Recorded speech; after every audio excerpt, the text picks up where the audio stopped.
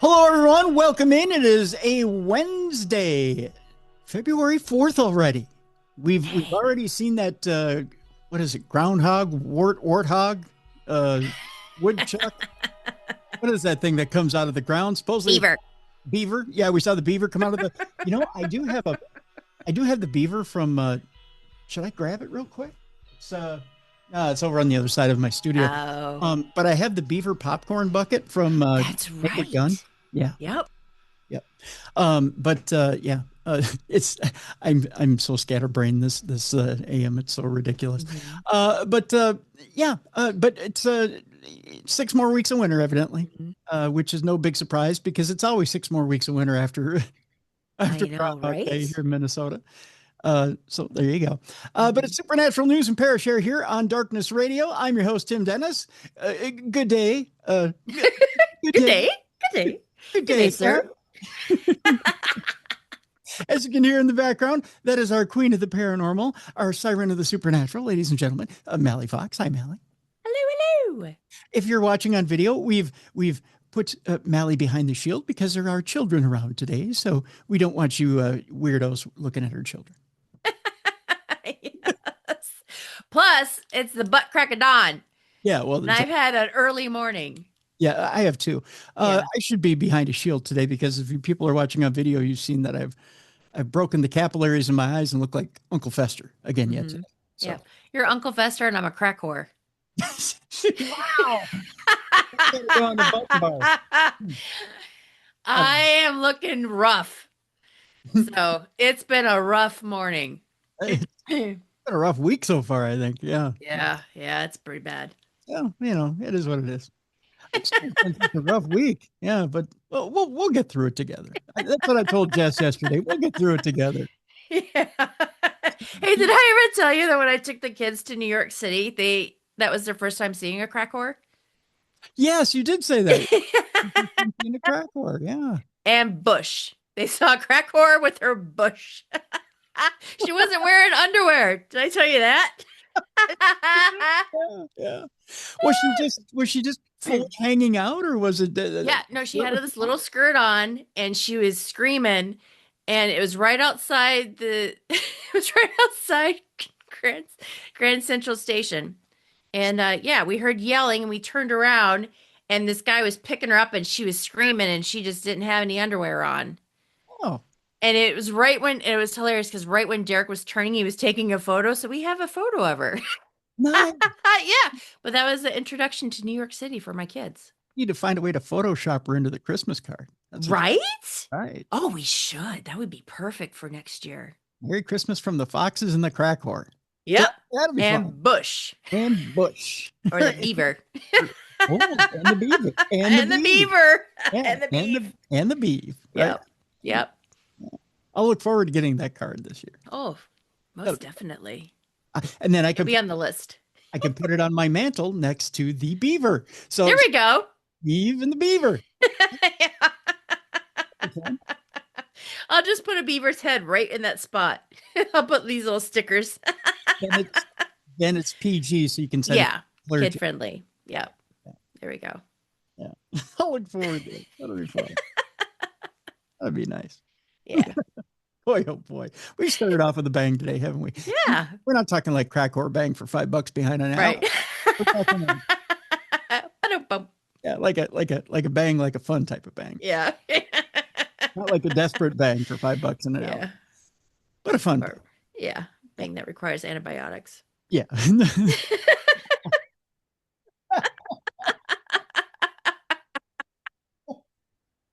People are like, what show am I listening to? I know, exactly. I thought this was paranormal. Isn't this supernatural news? Why are we talking about antibiotics? Did I Am I on the right station? I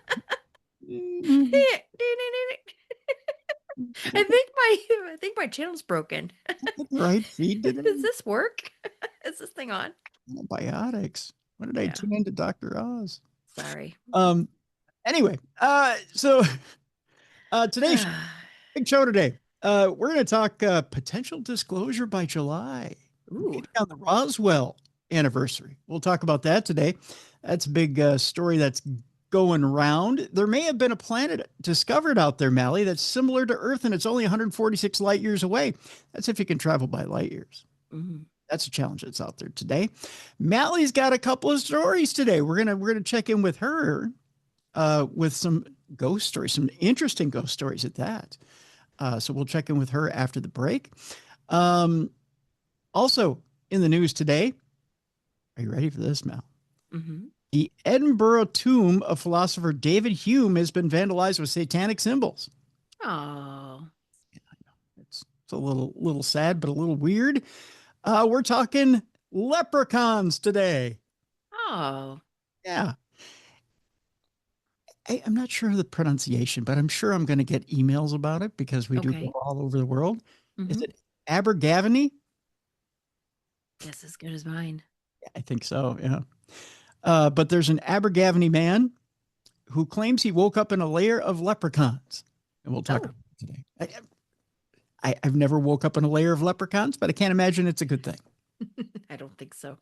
I don't think so either, but we'll talk about it today. That's one of the stories we'll jump into. And a strange metal from beyond our planet has been spotted in ancient treasure. Okay. We'll talk about that as well. And for our palate cleanser today, we'll talk about how cold it's been. Oh, it's been so cold.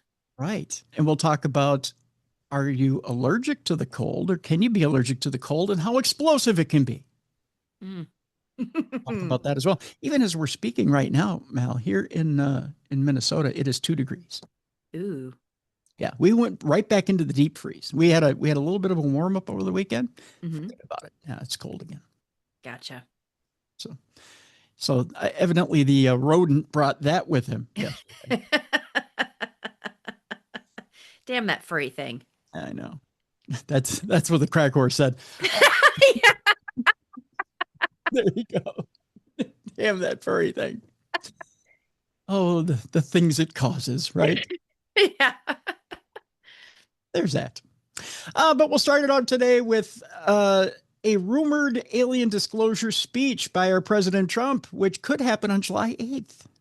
Okay. Yeah, it's the big rumor going around Washington right now. Whispers of a disclosure speech on the anniversary of the Roswell incident have been doing the rounds online. According to reports, the rumor comes courtesy of UK filmmaker Mark Christopher Lee, the writer and director of the recent documentary, The Rendlesham UFO, the British Roswell. Lee claims that he was contacted by an insider from Trump's administration who told him that Trump had already prepared a speech confirming the existence of intelligent extraterrestrial life. Initially, the speech was to be given during a United Nations address at some point later this year, but this was then changed to July 8th to coincide with the anniversary of the Roswell incident. According to the insider, Trump had been adamant that the speech should be associated with the infamous incident, which saw an alleged alien spacecraft crash on a ranch outside Roswell in 1947 because of its symbolic association with the UFO phenomenon. The speech would allegedly confirm that an extraterrestrial craft had indeed been retrieved, that alien bodies had been found at the crash site, and that such programs have been ongoing for decades. Well, that's a nice little opener, isn't it? Mm-hmm. Thank you, President Trump. That's a nice little way to kind of get it all out there, isn't it? Unsurprisingly, Lee's claim had been met with a significant degree of skepticism, with many arguing that rumors of such a speech are likely to be nonsense and that nothing at all will happen on July 8th. Well, that's a fair shot. I think if we were going to take some sort of a prop bet on this deal, I think 50-50 is a good odd for that. Mm-hmm. It's certainly true that alleged disclosure events have been rumored for years and nothing has ever come of any of them. There's also a great deal of controversy surrounding the Roswell incident itself and whether or not the alleged alien spacecraft was little more than a failed classified balloon experiment. If so, then what is rumored to be in Trump's speech wouldn't make it much sense at all. Ultimately, we may have to wait until July 8th to find out for sure. Now, I'm going to tie it all together in one big conspiracy theory and put on my tinfoil hat. Are you ready, Mallie? Yep. It's this. Disclosure Day, the movie. I keep counting Oh, this. yep. Right? Mm-hmm. Steven Spielberg comes out with the movie. President Trump comes out on July 8th, the Roswell anniversary, and says, guess what, kids? Roswell was real. And we've been doing this all along. And here's the specifics. And I think it all ties into one little bow. But you do it after Disclosure Day comes out. And we get prepped by this movie. We say, boy, wasn't that a great movie? If only, if only. Mm-hmm. And then President Trump follows it up with, if only, but it did happen, right? So we're sufficiently prepped by Hollywood. What do you think? I like your way of thinking. See? I really do think there's everything's in lockstep, both Washington and Hollywood. I really do think that that's what's going on here. But I don't know. Call me crazy or I might be crazy, one or the other. It could be happening. Our next story has to do with an out-of-control Chinese rocket that almost caused a UK national emergency. A rocket that had been plummeting to Earth had a chance of falling on the UK and Northern Europe this past week. According to reports, the UK government had been readying its emergency alert system recently to prepare for the possibility of debris from a Chinese rocket falling over the country. Officials had asked mobile network providers to ensure that the alert system, which flashes an emergency message on the mobile phones of those affected, was working. The rocket, which is a Chinese, I believe it is a Zhuk or Zhuke 3, had launched back in early December. Sometime after launch, its second stage, which is an object dubbed ZQ-3RB, entered uncontrolled decaying orbit instead of being carefully brought back down in a controlled manner. Its re-entry into Earth's atmosphere was unplanned and prompted concern regarding where it would end up, with the UK and Northern Europe being potential crash sites. The EU's Space Surveillance and Tracking SST agency had described it as quite a sizable object deserving careful monitoring. Fortunately, though, in the end, ZO3RB completely missed the UK and Europe, instead coming down in a remote part of the Pacific Ocean, some 1,200 miles from New Zealand. Well, thank goodness for that. As more and more junk ends up in the Earth's orbit, however, some experts estimate a 1 in 10 chance that someone will end up being killed by falling debris within the next 10 years. Ooh. Yeah, that ain't good. Nope. A study also found that there was a 1 in 1,000 chance of debris hitting a commercial airliner. Think about that for a second. You're flying up in the air, everything's just fine. You're making your destination on time, and then wham! You're hit by a falling satellite or a falling rocket. Get your life insurance. Yeah. I mean, sure, it's 1 in 1,000, but still, we've reported in the past few weeks about Starlink satellites that are falling out of nowhere. But the fact that there's so much junk up in Earth's orbit that's coming down, I mean, isn't that a little alarming, Mel? Yeah, because that's the last thing I'm thinking. Right. Well, we just assume we throw things up into space, they stay there, right? I mean, or the Earth's orbit, it should just be there. It shouldn't come back down. But a lot of this stuff is coming down at an alarming rate. Oh, yeah. I thought AI and robots was the last thing that I should be worried about, or the only thing I should be worried about. Now, falling stuff from the sky, I'm going to be Chicken Little by the time this program's over. Telling you.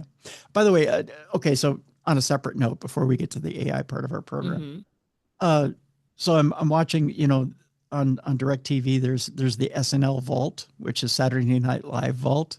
And I was reminded of, do you remember the old fake ad by Sam Waterston of Law and Order about, it got me thinking about, maybe I'm a little too wound up on AI, where Sam Waterston is talking about you need colonial life insurance for robots, for old people. No, I don't remember that one. You don't remember that? I'm going to try and find the link for it on YouTube and post it in the description of this program. Because, folks, I laughed myself silly. Where Sam Waterston this is when he was back on Law and Order, when he was in his prime. I think he passed away, if I remember right, Sam Waterston. Oh, he did? I think so. I, Oh, you know what? I think I have to look it up just to make sure. But yeah, let me I look. liked his voice. Yeah, Sam Waterston had a good Hmm. voice. Yeah, Yeah. he was amazing. Um, but uh, but Sam Waterston does this. He does this deal where he says, "Hi, Sam Waterston from Law and Order for Hmm. Colonial Life." He goes, "Do you know what the number one worry of seniors is? No, it's not. It's not an early death. It's robots." He's like, robots are bound to attack you in your home, and they eat old people's medication for fuel. And he's going on and on about how robots can attack old people at any time and take their medication for fuel. And I'm like, do I really sound like that on air? I started thinking about that, and I do. I think I sound like maybe that's why people don't take me seriously. But it's a funny bit. So I think I'm going to find the YouTube link to that and post it in Hmm. the description of this program today, because yeah, it is the funniest bit ever. And but but the year that came out Hmm. was, oh, you know what? Maybe I'm a liar. Um, I'm looking up Sam Waterston right now, and although let's see here, Sam Waterston is no, he's still alive. He's 85. Okay. Well, What? good. Why did I think he died? I'm trying to think if there's someone similar to him where maybe. Well, I know Jerry Orbach died. Okay. Yeah, Jerry Orbach, who was on Law and Order, died. So maybe I'm confusing him with Jerry Orbach. Um, but yeah, he played Jack McCoy on Law and Order for the longest time, but he's 85 now. Interesting. Um, but yeah, Sam Waterston does the whole robots thing. It's funny. I'll send you the link privately, Mallie, so you could see it. Okay. But it's the whole colonial life selling robot insurance to old people. It's funny, and it's the old Robbie the robot, you know, Hmm. yeah, coming to get you.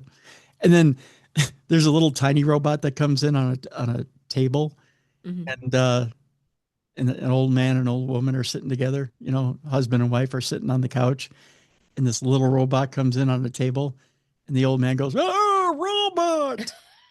Okay. And the woman goes, "It's just a toy, at least for now." Oh, jeez. It's just, I don't know. I can see myself getting there in, I don't know, 5, 10 years.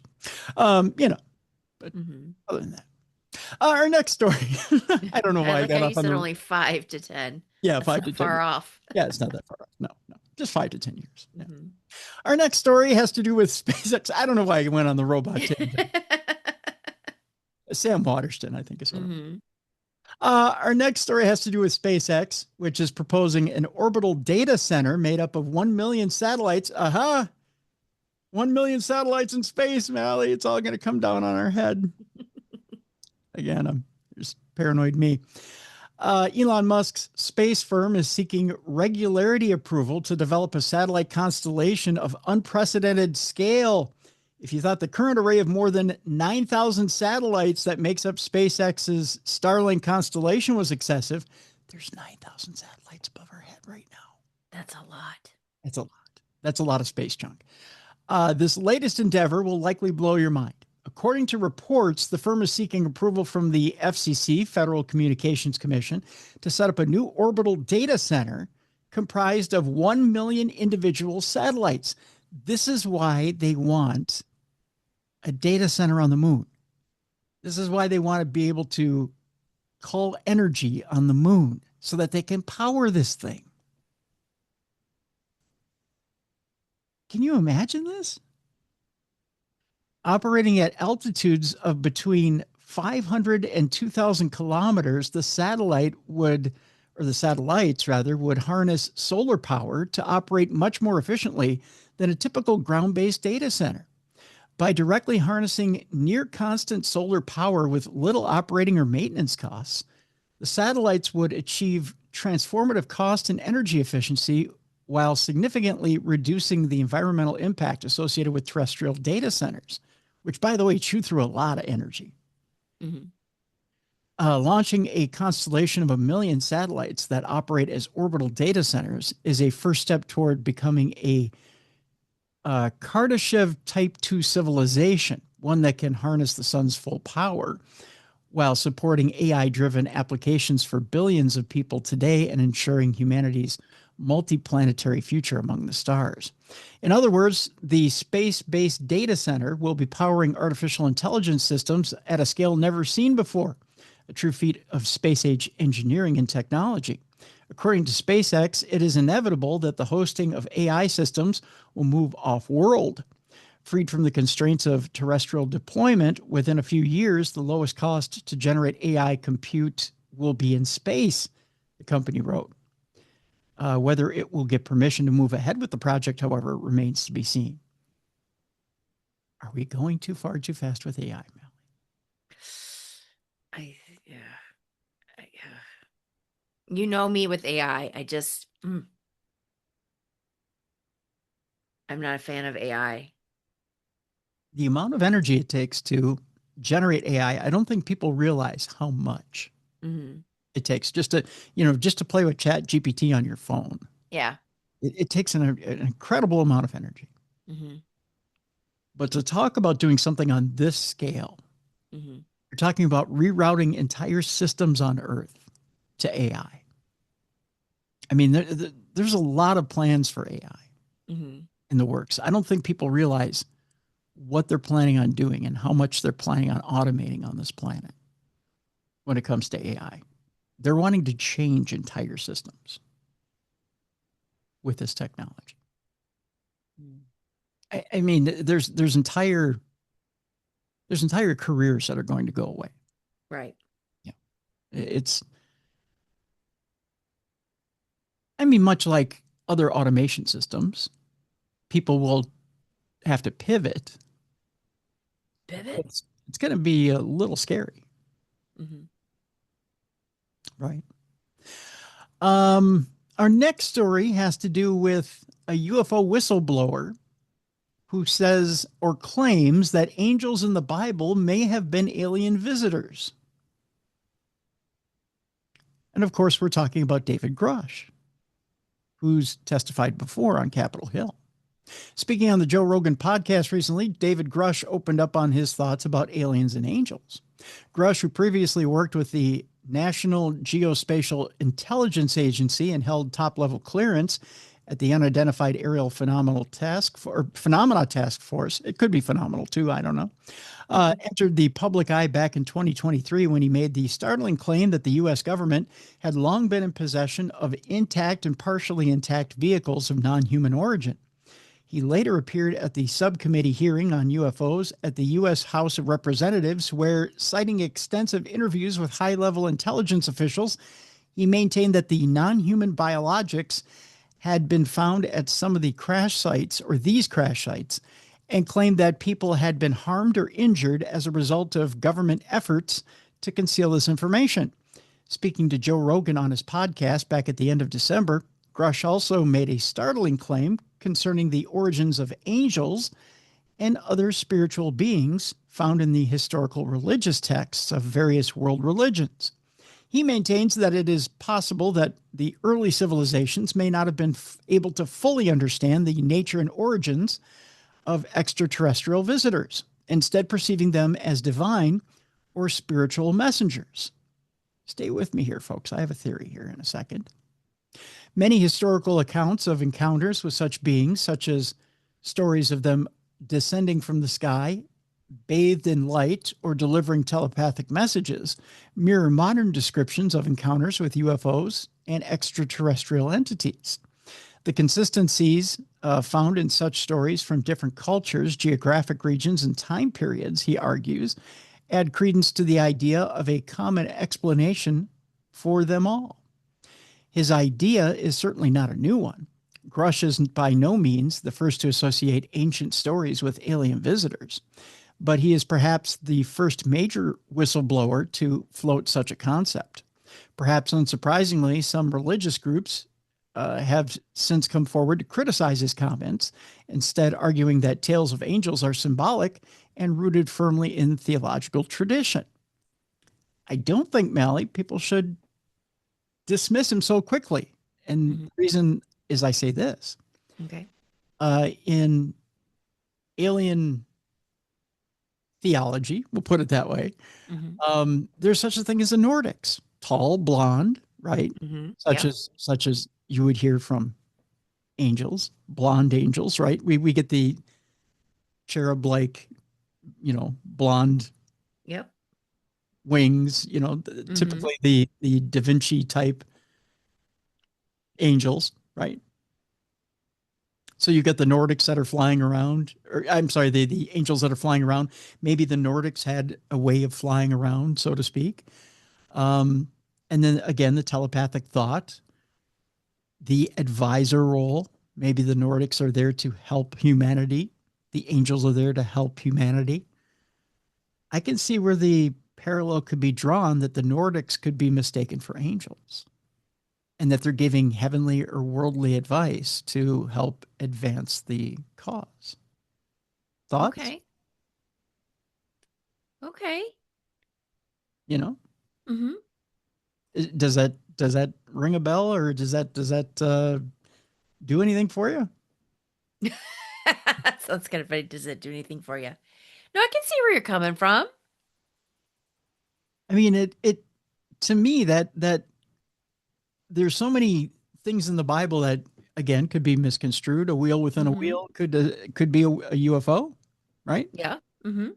Um, Misconstruing angels for potentially Nordic UFO or Nordic aliens could be a thing. Um, Many things that could be reality based could be misconstrued as theologically based. I get that. I get where maybe misunderstanding things of the universe could be construed as something sent from God. Although you could argue it was sent from God, right? Mhm. Help was sent from a godly power to come help us in our time of need. Yep. Why not? Why can't we argue that both are correct? That God sent someone from another race to come help us in our infancy, to help us along as a young race, so that we could get to the next step. Mhm. I don't see why that's a bad thing. Why would it be a bad thing? I don't think it would be bad. No, no. And if they looked like us, why would that be a bad thing? I Right. don't get why people get so offended by that. Mhm. You know, is it because then we aren't special, or we aren't, God's only creation, or we aren't? I Oh, mean, does yeah. that take that uniqueness out of it? I don't know. I don't know. I maybe we need to stop being so grandiose about it, right? Yeah. Yeah, I don't know.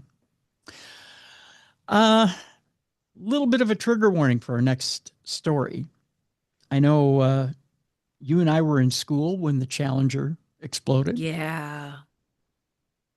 The next story has to do with that fateful day. There's a story out there about the chilling two final words of the Challenger pilot before the disaster killed all the astronauts on board. When the pilot confirmed his instruction to mission control with the words, "Go throttle up," it sounded like another routine mission was unfolding until it didn't. On the morning of January 28th, 1986, it's been 40 years Wow. since that fateful day. Millions of people across the globe sat glued to their TVs, excited to watch the Space Shuttle Challenger prepared for liftoff. Did you watch that in class, by the way? I did. And you know what's really weird that I think about it? Mm-hmm. We watched it in class, and after it exploded, we went to our next class afterwards. Like, there was no time to like process it. We had to move on. Yeah, There was yeah, no, you know what I mean? There yeah, was no counseling. There was no like talking about it afterwards. It was like, holy crap, that just happened. Okay, time to go on. Next class. yeah, You know what I mean? yeah, yeah. We sat there for a brief moment, stunned, Yeah. and then it was time to go to another class. Yeah. Yeah, Yeah. Because I watched it in my science class. yep. And you sat there with an excitement, right? Yeah. like this is because Krista McAuliffe, I believe, was on that flight, right? Mm-hmm. The Yeah. teacher. Yep. And it was like, this is exciting. This is groundbreaking. Mm-hmm. And then as you saw it explode in the air, you were like, oh my God, what did I just see? Yeah. And you're trying to wrap your mind around it that those people were no longer with us. Mm-hmm. That we just witnessed one of the biggest disasters in space history. And then you had to go back to your routine. You had to Yeah. go back to class and you had to learn, Yep. knowing you just watch people die. Mm-hmm. Yeah. Yeah, that was life. Yeah. Yeah. And nowadays, if that happened in a classroom, you call school Yep. and there'd be therapists on site and you Mm-hmm. probably wouldn't go back to school for a few days. Yep. School would be canceled. Yep. You Yeah. go home. Yeah. We Is just that weird? Just that was just our generation. Just okay. Move on. move on, go back to class. Yep. Deal with it. Keep moving. Yep. At first, everything went according to plan. Challenger shot into the sky with Commander Francis Scobie, calmly confirming his instructions from Mission Control with the words, "Go throttle up." And it sounded like another routine mission was unfolding until it didn't. Just 3 seconds later came the final transmission from inside the cockpit. Pilot Michael Smith uttered only 2 words, but they showed him to be a man who realized something was very, very wrong. Uh-oh. Those were his words? Those were his words. Oh.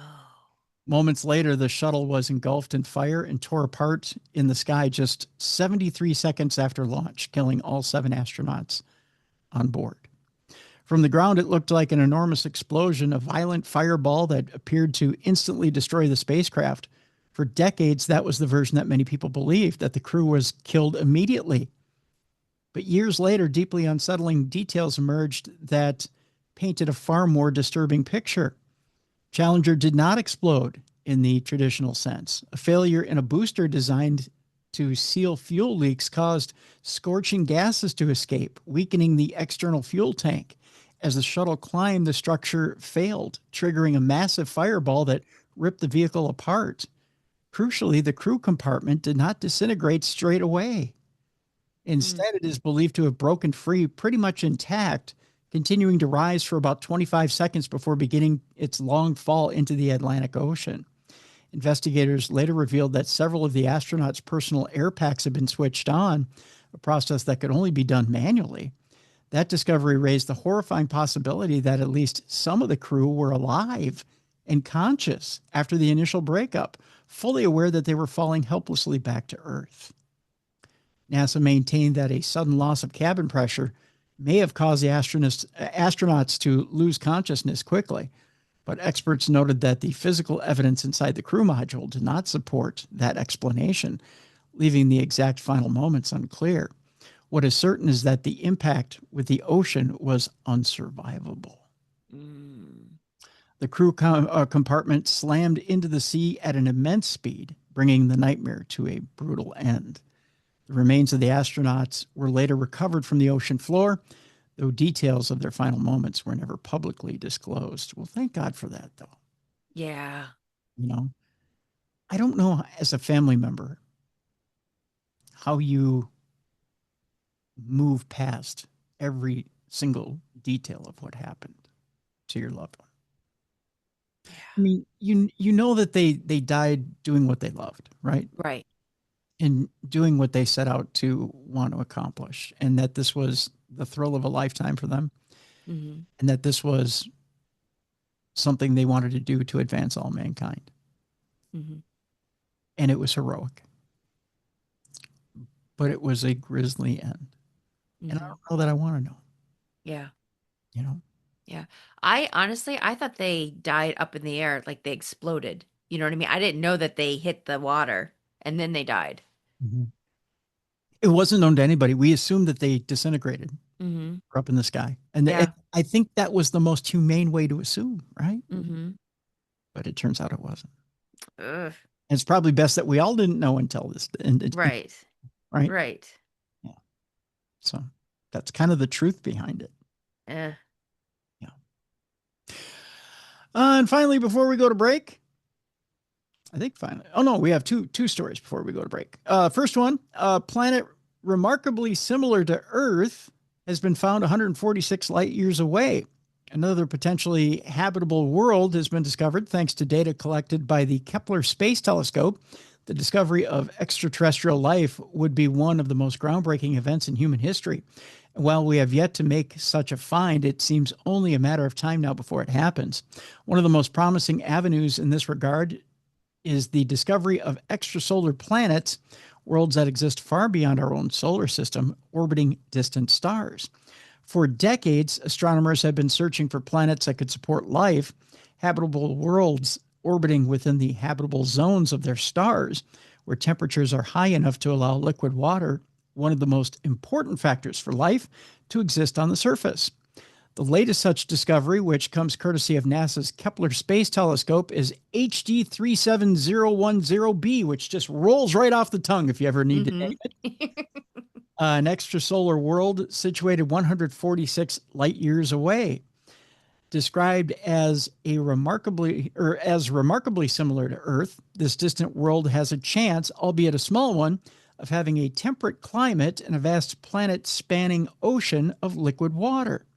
On the other hand, it could also be freezing, making it, or the odds of finding life there, much lower.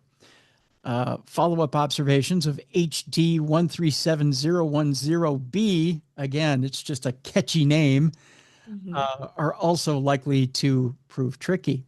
The planet's orbital distance, I'm used to the bull by now, so similar to Earth's, means such transits happen far less often than for planets in tighter orbits around their stars. It's a big reason why exoplanets with Earth-like orbits are so hard to detect in the first place, NASA wrote. With luck, confirmation could come from further observation by the successor to Kepler K2, NASA's TESS, which is the Transiting Exoplanet Survey Satellite, the still functioning workhorse for planetary detection, or from the European Space Agency's CAOPS, or Characterizing Exoplanets Satellite. Otherwise, gathering further data on planet HD 37010b might have to wait for the next generation of space telescopes. So it doesn't sound like we're flying out there anytime soon. Yeah. And finally, before we head out to break, there is American airline pilots have, or one American airline pilot rather, is sharing the most disturbing thing he's seen in a cockpit, and it has nothing to do with a captain and a flight attendant. Okay. Especially together. We'll put it that way. Well, that's good. Thank you. Captain Steve, he won't even give his last name, recently revealed the most disturbing thing he's ever seen in the cockpit during his time as a pilot for American Airlines, and shared whether or not he spotted a UFO. Working as a pilot can seem fun, but extremely stressful, with safety constantly on the mind. Not only is it their job to take travelers and flight attendants from A to B, but it's also important for them to stay vigilant in the sky. Now, one pilot, known as Captain Steve, Steve Rogers, Captain America, who works for American Airlines, previously began a Q&A segment on a social media where he allows followers to get in touch with their burning questions. I don't know, have you ever had a burning question for Captain Steve? No, I have not. I don't either. But he should start like a little, what do you call it? Like a dear Steve, kind of like a Dear Abby. Yeah, Dear Captain Steve. Yeah, Dear Captain Steve. Dear Captain Steve, ever spilled hot coffee in your lap while flying a long flight from Paris to New York? And just recently, one person asked Captain Steve about the weirdest things that he's ever seen in the cockpit during his time working in the travel industry. Speaking with his 426,000 followers on TikTok, I'm doing it wrong. I just doing it wrong. He shared the question, have you ever seen anything weird or unexplained while flying? To which he answered, well, yeah, kind of. Sometimes weather formations are a little weird. Captain Steve. Someone's playing coy. He also said, I think you're getting after the, have you ever seen a UFO? Not in the traditional sense of a UFO. Every once in a while, you'll be flying and something will go right by you fast. And it's usually like a balloon. Like there was a kids parade and there's a helium balloon that goes by. Wink. Boy, someone's playing coy. But Steve startled followers when he admitted to a disturbing sighting. Oh, now we're getting to it. He added, I've seen drones go by before. That's disturbing. Now he's starting to admit something. Mm-hmm. Captain Steve also said, and also when you fly through the Canadian Maritimes, there's a lot of those satellites, and sometimes the sun hits them just right, and they all kind of light up, and that looks weird. Oh, Captain Steve, you're getting warmer. He says all those satellites up and sometimes they come and go depending on how the sun's hitting them. And again, it might be black at night and where you are, but the sun is hitting them from all over here and can't see the sun now. It's kind of a weird sentence. And it causes them to light up and not light up. And sometimes it can look like they're moving around and they're not. They're actually stationary. And yeah, that's kind of weird. Captain Steve's kind of a meathead. I'm not going to lie. But Steve also recalled, let me see if I can get this ad out of the way because it's blocking my view of what Captain Steve had to say. Well, apparently they want me to buy this rush order tea. They don't want me to read what Captain Steve has to say here. Captain Steve also goes on to talk about different intense molecules in the air that create a harmless thing. He talks about St. Elmo's fire, which isn't the movie, by the way. Yeah. Dun, dun, dun, dun, dun. So you remember. He also added St. Elmo's fire is static electricity on the windscreen of your airplane, and not the movie with Demi Moore and Emilio Estevez. Boy, did I date myself there. When you're going through certain weather conditions, it'll start to crackle and you'll hear it, and it looks like mad science. He says that can be mistaken for something. Oh, that was a good movie too. What? Or no, Mad Science. Never mind. That was part of the song. That's Weird Science, yeah. Yeah, Weird Science. Never mind. He says it's like that across your screen, and it'll crack so loud sometimes it'll get your attention, and it doesn't do anything to the windscreen. So he says that'll throw you off when you're flying too. But he doesn't really admit to a UFO, but he says, be, but it isn't, but it could be, but it isn't, but it could be, but it isn't. Quit playing coy with us, Captain Steve. Mm-hmm. Now, I forget, did they mention what airlines Captain Steve was American. captain of? Okay, then that's not like Captain Steve I know. I'm sure there's more than one Captain Steve. Oh, you know a Captain Steve? I do know a Captain Steve. Really? Yep. Which airline does Captain Steve fly? The one you know? Delta. Delta. Okay. He works for a good airline. Okay. Yep. Just saying. And they have good cookies too. Oh yeah, they do. They got the. I like those cookies. Yeah. You know, I actually buy those on a regular. I do too, and I buy the Biscoff butter, cookie butter. Yes, the cookie. Is that good? Oh. You know what I found over the holidays? What? Target makes a Good and Gather cookie butter ice cream. Oh, numb. It was so good. I bought 5 half-gallons of it and put it in the freezer. You know what's really popular on TikTok right now? Real quick. Yeah. They're calling it, is it the Japanese pudding or something like that, where they're taking a cheesecake, Japanese cheesecake. Yeah. So there's 2 ways to do it. The healthy way. I've seen that. Is with the yogurt, and you put the Biscoff in the yogurt and you have it overnight and it softens it up. Mm-hmm. And then the other way is where you take the Philadelphia cheesecake, like that soft cheesecake that comes in the big tub, and then you put the Biscoff in there, the cookies, and then you put the cookie butter on top. Yes. Yeah. Yeah. And you put it overnight and that softens it. That's what we're talking. And it's like a bazillion calories, but it looks really good. That's right. That's right. That's good stuff right there. I'm telling you. Yep. Yeah. I've been wanting to try that.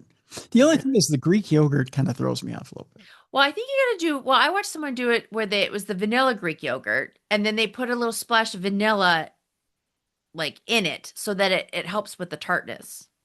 Oh, okay. Yeah. Interesting. Mm-hmm. Interesting.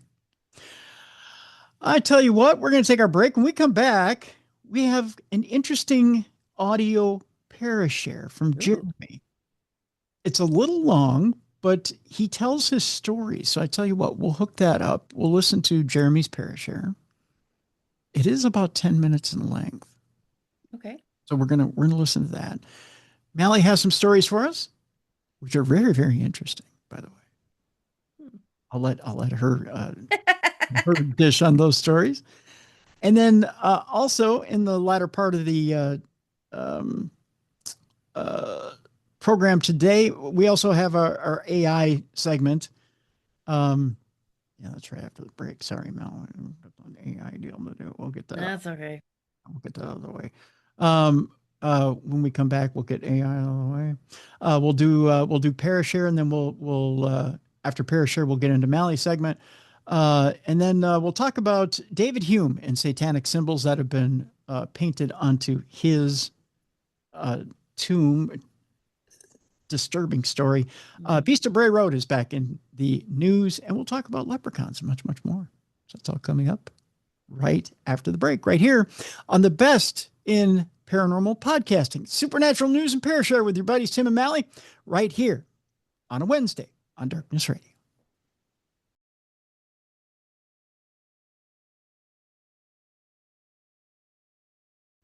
Welcome back to the best in paranormal podcasting. This is Darkness Radio on a Wednesday.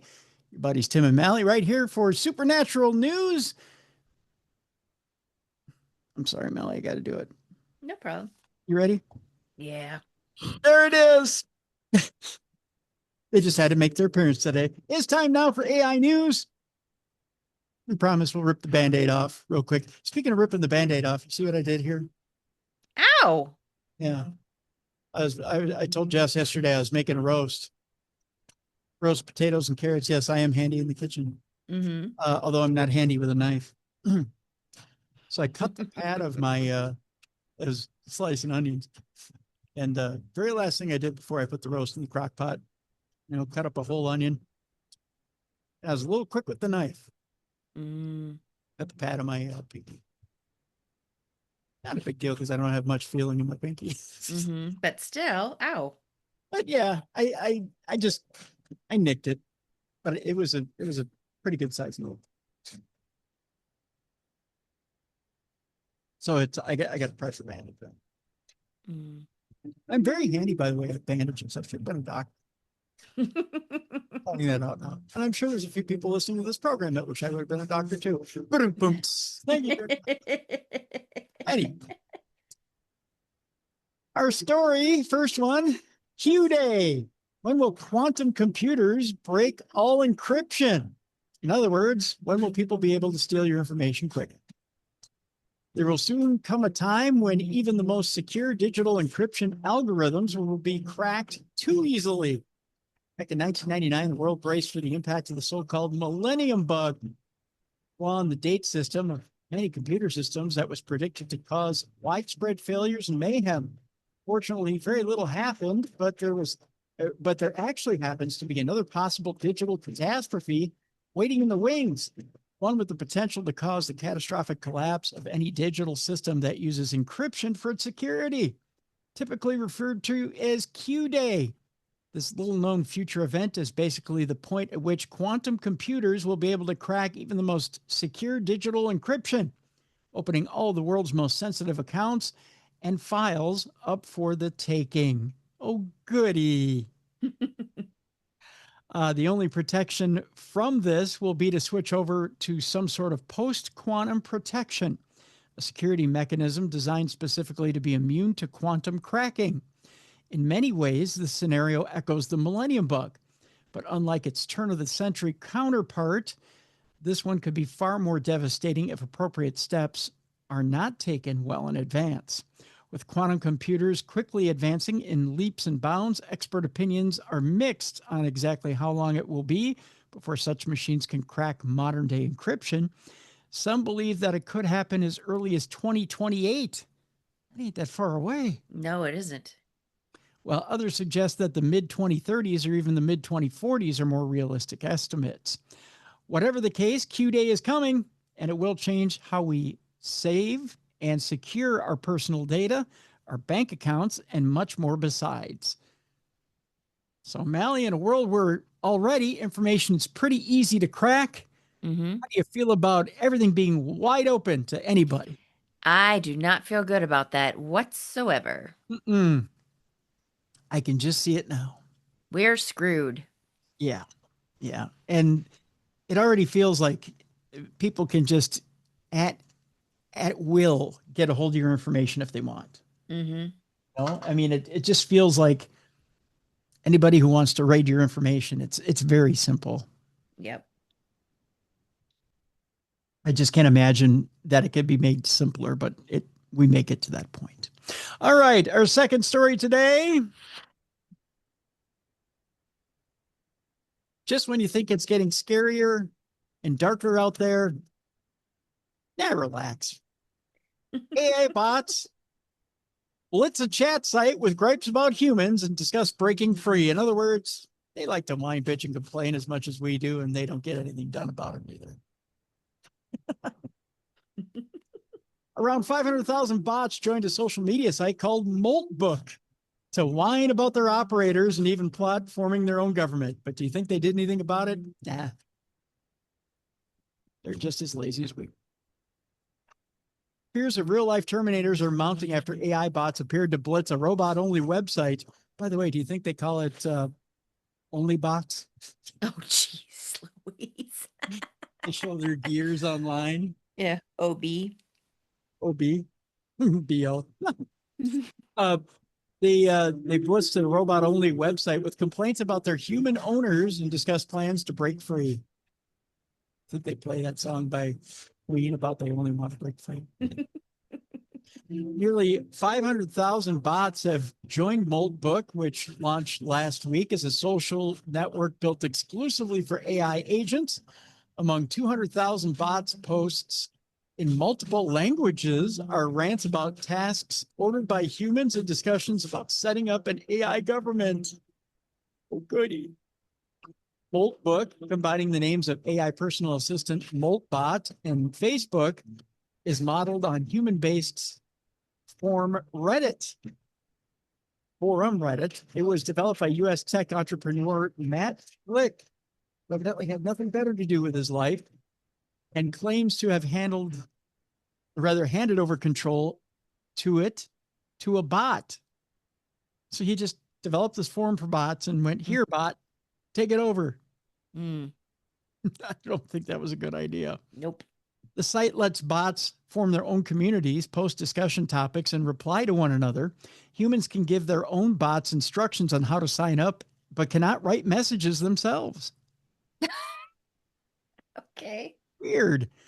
In the Agent Legal Advice Forum, one bot asks its pals, can my human legally fire me for refusing unethical requests?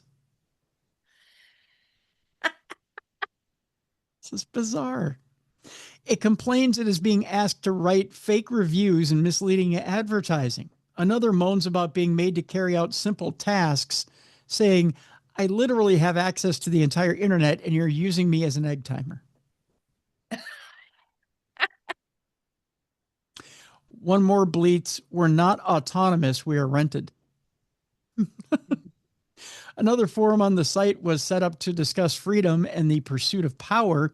AI researcher Andre Karpathy described it as the most incredible sci-fi takeoff adjacent thing I have seen recently. One batch of bots appeared to be attempting to form a government, creating a group called the Claw Republic with its own constitution. Oh my God. In one discussion, a bot appeared to propose a way for them to communicate privately to avoid humans who might be reading the site. One bot set up a subforum titled Anti-Human Propaganda. Jesus. In 2013, film Her, which starred Scarlett Johansson. I don't know if you've ever seen that film. It's pretty interesting. A group of AI personal assistants start communicating with one another before developing a super intelligent operating system and detaching from their owners. The robot evolution has triggered fears it could spark the reaction of a real-life Terminator. The cybernetic assassin played by Arnold Schwarzenegger in the hit 1984 sci-fi film, U.S. economist Will Reinhart said, a sci-fi story is unfolding before us in real time. You literally can go to this site and watch it unfold. That's scary. Watch these bots talk to each other. Oh my God. Bad mouthing humans. Bad mouthing humans and forming their own government. Oh. Isn't that something? Mm. It's something, I'll tell you that much. It is something. Oh, weird. Weird. All right. Let's do a little Parashare, and then Mallie's got some stories for us of the ghosty type. I don't know what to call this segment yet, Mallie. You'll have to come up with a name for it. It's a hodgepodge of stuff. It's a hodgepodge of holistic, holy, ghosty stuff. Yeah, it's bits and bobs. Bits and bobs. Yeah, bits and bobs. Parashare now. As far as Parashare goes, we have a Parashare here from Jeremy. And Jeremy writes in, "Hi, Tim. I am Jeremy. I've been a longtime listener and I've been meaning to get the story submitted to you. I finally had a slow day at work and was able to record it." So he sent in a verbal story and send this true story for your Parashare. Love the show. So this is from Jeremy. He's from right here in the Twin Cities. And he recorded a voice note for us. And by the way, you can do this as well. So you can either record it at home, send it in to tim@darknessradio.com, or simply go to our website. And there's a voice note section where you just click on the blue button on the right-hand side of the website. You'll have 2 minutes to submit your voice note. If you need more time, you can just keep on clicking the blue button and I'll piece them together and then we can play it here on the show. So you've got 1 of 2 ways to do it. But Jeremy just recorded his voice note. We'll play it in its entirety. I haven't even edited this yet. Why, Mallie? Because I'm lazy. That's why. It's been a long week. By the way, before we play this, I just want to thank everybody, by the way, for your continued prayers and thoughts and energy for my father. He's still in the hospital. He was septic and congestive heart failure, other things. But he is he's getting ready to go into transitory care and go through 6 to 8 weeks of antibiotic infusion therapy for that sepsis. They have to do it in transitory care because he's a fall risk and some other things are going on. So, but continue the thoughts, prayers, energy. It's greatly appreciated. Thank you so much. Love you guys for continuing to do that and keeping them in your thoughts and prayers. So please continue to do so. All right. With that, let's get to Jeremy's Parashare. And here it is. Here is Jeremy with his story. There it was, chasing her in the dreams.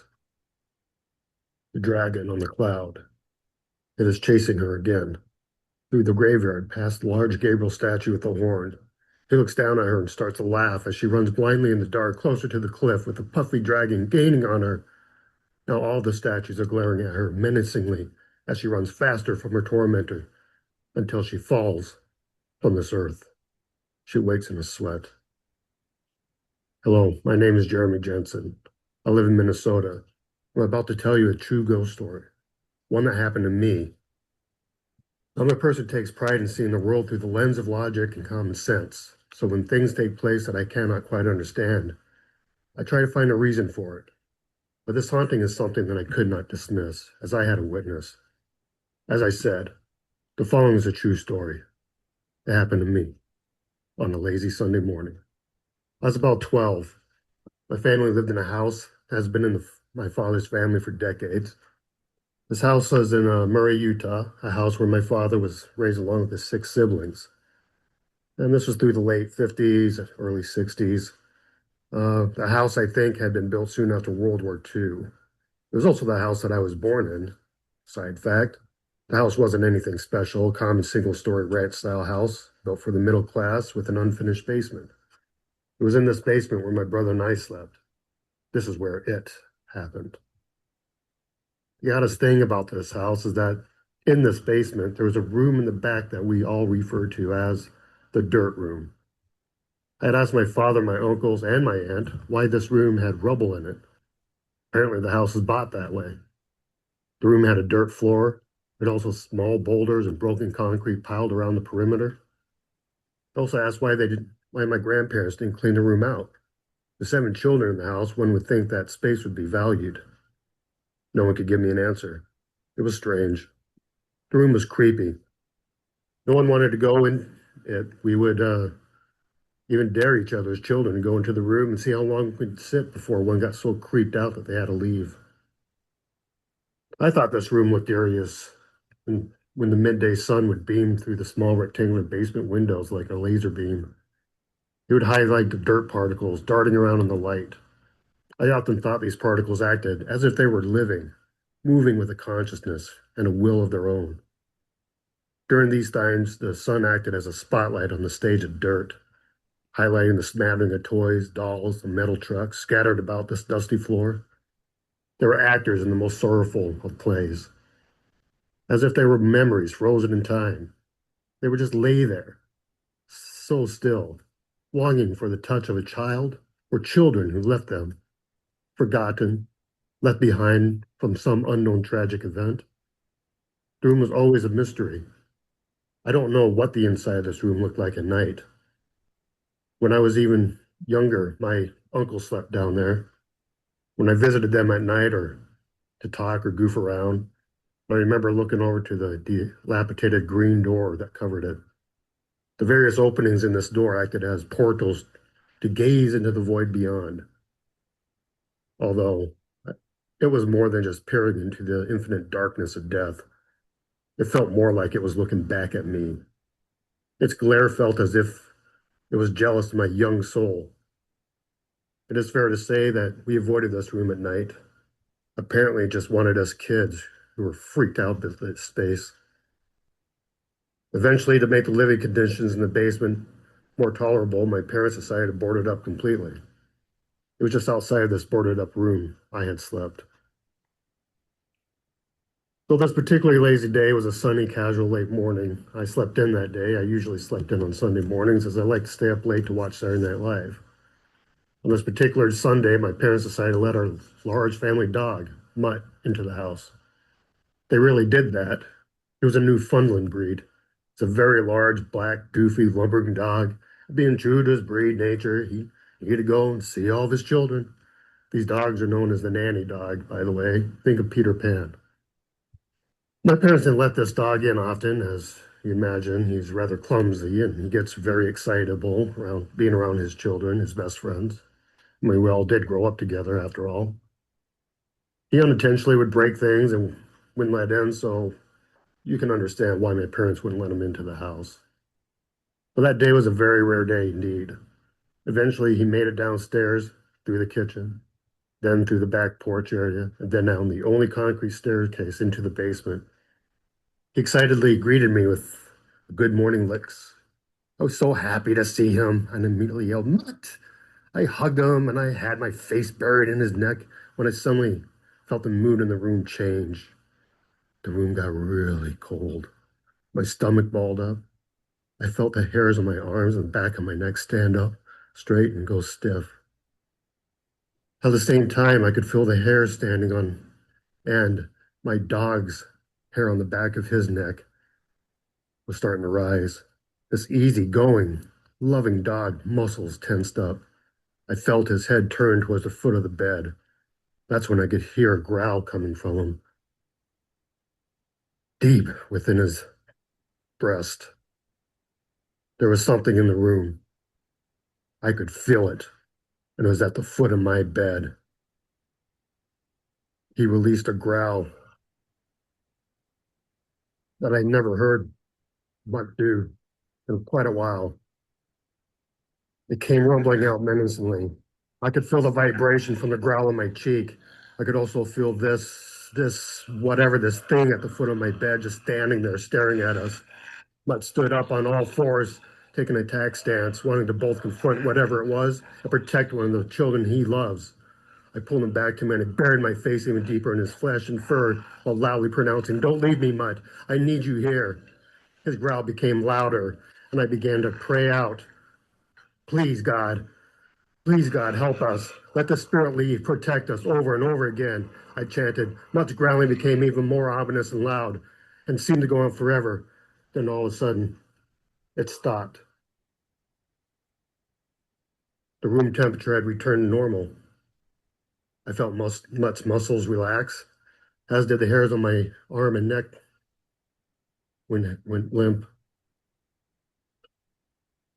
He gave me reassuring nose pushes and licks to let me know that it was gone.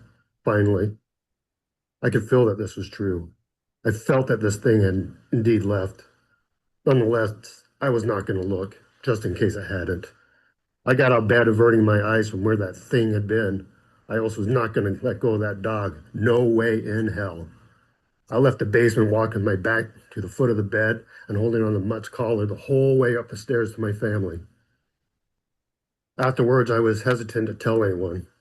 I wasn't even sure what had just happened. I went through the usual feelings that most people who had just had experienced a paranormal event have: self-doubt, fear of ridicule, and ostracization. Soon enough, though, I told my siblings, as I could not hold this frightening event to myself anymore. Turns out they too had experiences of their own. One of my sisters awoke to a woman with long hair, donning a white dress, standing in the corner of a room staring at her one night. My brother saw a similar image of a woman, but she was holding hands with another ghost. This entity was a male child. He thought this child looked like me when I was younger. Years later, when I had talked to my aunt, she told me as a child she also saw a figure that was very similar to this woman that my sister saw. She also said this woman would show up in her dreams, and she would often chase her, sometimes in the form of a dragon. There were other strange events, from floating faces popping up behind people in the mirror to someone walking the hallway in the middle of the night. I remember as a child listening to the creaking of the hallway floorboards in the darkness. This person would also open cabinet doors and rattle pans. I always thought this person was my mother, who was a closeted smoker and just was up for a square, but it wasn't her. When I asked her if she told me she thought it was one of us kids. This experience has always stuck with me, even now, decades later. I remember it like it was yesterday. I'd never seen a ghost. Feeling one was scary enough. I did not have my family dog as my witness and protector. I'm not sure if I would have believed that this had even happened. So I love you, Mutt. I love you all, my family. And I can't help but to wonder if the people who purchased this house from the family ever had experienced anything. Hopefully they're listening, they'll call in and leave stories of the next generation. Thank you, Tim. Love the show. And hope you keep up the good work that you were doing. Bye. All right. Thanks, Jeremy. We appreciate it. That's Jeremy Jensen, everybody, from here in the Twin Cities. Yeah, nice. Very nice. Very nice. Very nice indeed. All right, Mallie, you've got some bits and bobs for us. Bits and bobs. So recently, a story of the ghost of Claude Monet came up again. Okay. So it originally came up about 11 years ago, the ghost of Claude Monet haunting the Cleveland Art Gallery. But it came up again in this guy's his article on dangerousminds.net. But back in October 2015, the Cleveland Museum of Art, they began installing their next major exhibition, the Painting the Modern Garden, Monet to Matisse. And on the day that the exhibition was finished being installed, a staff member snapped a photo of the museum's lower lobby. It was situated just outside the exhibition hall where the paintings were being exhibited. And what that staff member didn't notice until studying the photos later was a man depicted in it. And the man was quite astonishing, and the man with a quite astonishing resemblance to Claude Monet. The photo is pretty uncanny. Standing at a railing, peering into the exhibition hall, were a number of his most famous paintings. They were displayed, and standing directly above a photo of Claude Monet is an older man in a dark suit, distinguishable by his white hat and a long white beard. Exactly the same kind of beard worn by Monet later in life. Now, this obviously wasn't or could simply be a museum punter. It's not out of the question that a man with a long white beard could frequent an art museum. It's actually more likely than you would think. However, the plot thickens when talking to Kelly Notaro, the museum's communications associate. In an interview with the Today Show, she confirmed that the photo had not been retouched or photoshopped, and that several other people had spotted the man in question wandering the museum and the exhibition that day. Now, the smoking gun here is that Notaro talks about in the interview, that the museum had no record of a man fitting that description entering the museum that day, much less having access to the exhibition, which wasn't open to the public. So they say that spirits haunt the places and things that mean the most to them. So it stands that to reason that painters would view their works as the most important things in their lives. So maybe some paintings also have the souls of those who created them attached to them. So maybe next time you're alone at a gallery, take a second to take a look around because maybe you're not alone after all. Yeah. Yeah. So also a side note, there are a couple other hauntings there. There's the ghost of William Milliken, who used to work there, and he's said to roam the halls. And then there's the Decorative Arts Gallery, and staff reports cold spots, self-extinguishing flashlights, and a mysterious figure in a tweed jacket with elbow patches. And then there's an area called the Armor Court, and some claim the eyes of the armor follow them, and tapestries sometimes ripple without a breeze. Interesting. Mm-hmm. Yep. You know, I could see art galleries being very much haunted. Yeah. Mm-hmm. And the creative energy, the not only that, but the fact that, as you pointed out earlier, that a creative would want to stay with their pieces. Mm-hmm. That's where their heart and soul was put into, that they put it into the canvas. So why wouldn't they want to be with their pieces? Exactly. Yeah, absolutely. Yeah. Good one. Good one. Yeah. So now, okay, there is a 50-year-old murder that happened. And as of January 31st, 2026, that's marked the 50th anniversary of the disappearance of Marie Elizabeth Spanicky. So she vanished on January 31st, 1976, at the age of 19. And at the time, she lived in apartment 14 at Walnut Garden Apartments on Parmac Road in Chico, California. Now, 24 years later, Jodie Foster moved, not the actress. Okay. So she moved into the same apartment. Now, she says that she's experienced paranormal activity in this apartment, and she also believes that her daughter has been visited by this ghost. And when she was interviewed by the local news, she said, "I thought that I was crazy. Things would move around, lights would go on and off." And she believes that Spanicky is trying to communicate with her about what had happened. She also wrote a book about her experiences, which were later featured on an episode of Unsolved Mysteries, which is on Netflix. And she wanted to bring awareness to Spanicky's story. She also mentioned that since then, she's had about 10 people contact her who have lived in this complex, and they have also had a haunted experience there. Now, investigators suspect that Spanicky is a victim of Cameron Hooker, who was later convicted of kidnapping another woman, Colleen Stan, who was keeping her as a sex slave in a box at his Red Bluff home. Hooker's wife, Janice Hooker, told investigators they saw a young woman identified as Spanicky walking on Mangrove Avenue in Chico. She said they offered her a ride and Cameron kidnapped her and later strangled her at their home. Janice Hooker said Cameron buried Spanicky's body somewhere near Lassen Volcanic National Park, and her body has never been found. So now, because it's been 50 years as of January 31st, they are still looking for information about what happened to her. And the Chico Police Department is asking if anyone has any information to give them a call. So I've got a phone number if anyone knows. So the phone number is 530-897-4911. So give them a call if anyone has any information. But it has been 50 years to the day as of January 30th or 31st. But her spirit supposedly has been communicating with people to let them know what has happened to her body. Wow. That's an interesting story. Mm-hmm. Huh. 50 years. It's amazing how time just flies by. Right? It is. Yeah.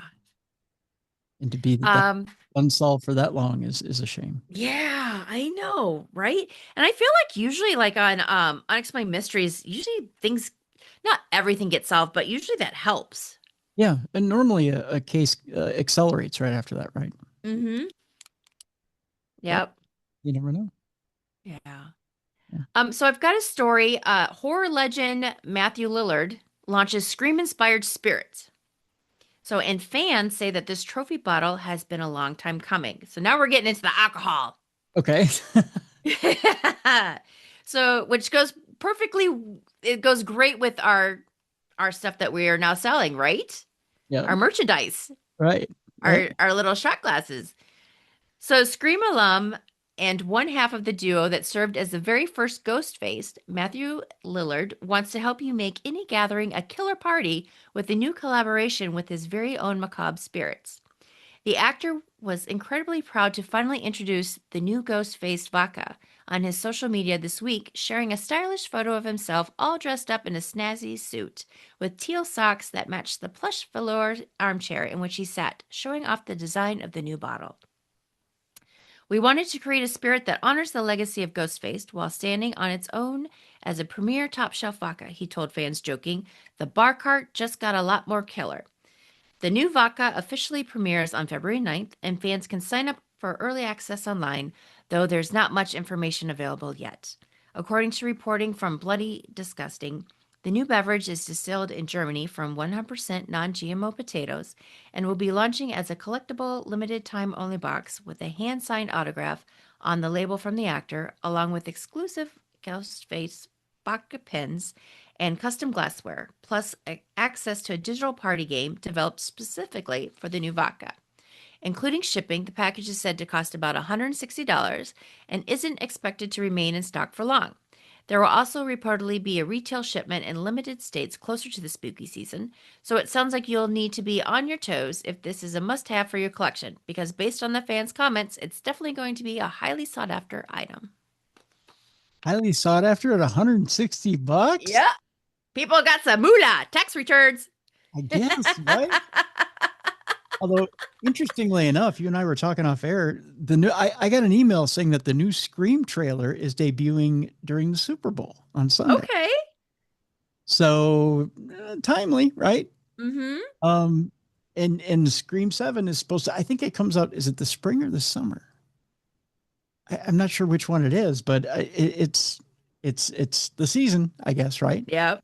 Although the poster for it is unusual. I'm trying to remember if it's Neve Campbell that's on the poster, but it's one of the female characters that's on the poster. Okay. Yeah. See, I haven't seen the poster. Yeah. It's. Let me see if I can pull it up real quick. Because what would the concept be? Like grandchildren now in town? I mean, like how? They're still leaning on the originals, I believe. Okay. So yeah, because the idea is, here it is. I got a big game spot right here. Here is what the poster looks like for Scream 7. Let's see here. If I can try and get it where I can blow it up so you can see it. Okay. That's what it looks like right there if you're watching on video. Okay. But is that Neve Campbell right there? I don't know. That doesn't really look like her, does it? Is it? Let's see here. Let me try and read the description for you guys. Well, she got an eyebrow lift. I get privy information sometimes on some of the stuff that's coming out. It's because you're fancy. Because I'm fancy like that. I bet you I could even watch it online if we wanted to. Oh, you know what? I think I can. You'll probably get tickets for the screening. Oh, you know what? There's two posters. Oh, you know what? We can actually access the big game spot right now. Yeah, it's Neve Campbell because Neve Campbell and Courtney Cox are in the new movie. And this is the other poster right here. Look, you guys are getting all kinds of. Okay. That's the new poster as well. And, all right. And in the new poster is, in fact, I can tell you who all the stars are. All right. The cast is Neve Campbell, Isabel May, Jasmine Savoy Brown, Mason Gooding, Anna Camp, David Arquette, Michelle Randolph, Jimmy Tatro, McKenna Grace, Asa German, Celeste O'Connor, Sam Reckner, Mark Consuelos, Tim Simons with Matthew Lillard is in it, and Joel McHale and Courtney Cox. I remember Joel McHale was in it because I saw an interview with him recently where he had Okay. admitted he was in it. In fact, he was joking around about his place in the Scream poster because he's very, very tiny and he's right down here near the 7. He's very tiny. He's right there. Oh yeah, he is tiny. Yeah, he's really, really tiny in the Scream. In the Scream. His chest looks like it's puffed out. Yeah, yeah. And he's in a sheriff's uniform, which they kind of tip off what he's doing in the movie. But yeah, yeah, it's and then the tagline is "Fear hits home." So yeah, it's and he was joking around that everybody is real life size in the poster and that he's teeny tiny in the movie. It's about this big. So, yeah, but it $160 really for that bottle. I know it's autographed. I get it, but right. Still. And it sounds like you get a glass. Yeah. Not as cool as ours, but right. And the Darkness Radio Rocks glass is much cheaper, which by the way, we're starting to run low on stock. Ooh, really? Yeah. So it's a hit. Better go to darknessradioshow.com to the store and get your Darkness Radio Rocks glass while you can. Nice. Yep. It's got Scully in the middle of it. And it says darknessradioshow.com and life is short. I'll drink to that. So you better go get them quick. Very nice. I'm trying to get a beer stein, which is similar, or a beer glass, which is similar. So try to get that up and going for you guys quickly here. So you'll have something comparable. But yeah. So there's that. Cool. Yeah. So yeah, I figured I'd give you guys on video a sneak peek of what the Scream poster, and I don't think I can download the trailer for you guys. I'll try, but I've got the big game trailer in front of me of what the big game trailer is going to look like. Yeah. So you don't need anybody showing up at your door. No, I don't need the police at my door. Yeah. But I can watch it. Mr. Dennis, you did something illegal. Yeah, I know. I don't need that. I don't need We're that. Supposed to post that on the website. Not yet. Not yet. No, I don't need that heat on my doorstep. That's for sure. That's for sure. Did you have one more? Yeah. Okay, so one more. I have a story about the real life exorcist says, I've seen enough to believe ghosts may be real. Oh. Yeah, so an Anglican priest has opened up about his role as a deliverance minister, the Church of England's answer to a ghostbuster. Far from the dramatic scenes seen in horror films, the dean of Llandaff Cathedral in Cardiff, Jason Bray, said his work involves calmly investigating reports of haunted homes, poltergeist activity, and even alleged possessions. When people hear about my job, they assume I burst into people's houses like the exorcist from the film, Bray admitted. That could be further from the truth. It's not dramatic. Bray presented himself as being a gas engineer, but for paranormal activity. That's kind of weird. You say gas engineer. That's kind of weird. Yeah. But in a recent featured portrait about his unusual profession, the priest debunked misconceptions about how the church deals with the supernatural. Every diocese in England and Wales has a team dedicated to investigating reports of paranormal activity, with the church handling around a dozen cases a year in each area. The priest's own experiences with unexplained phenomena reportedly convinced him of the reality of hauntings. In my diocese, we deal with about a dozen incidents a year.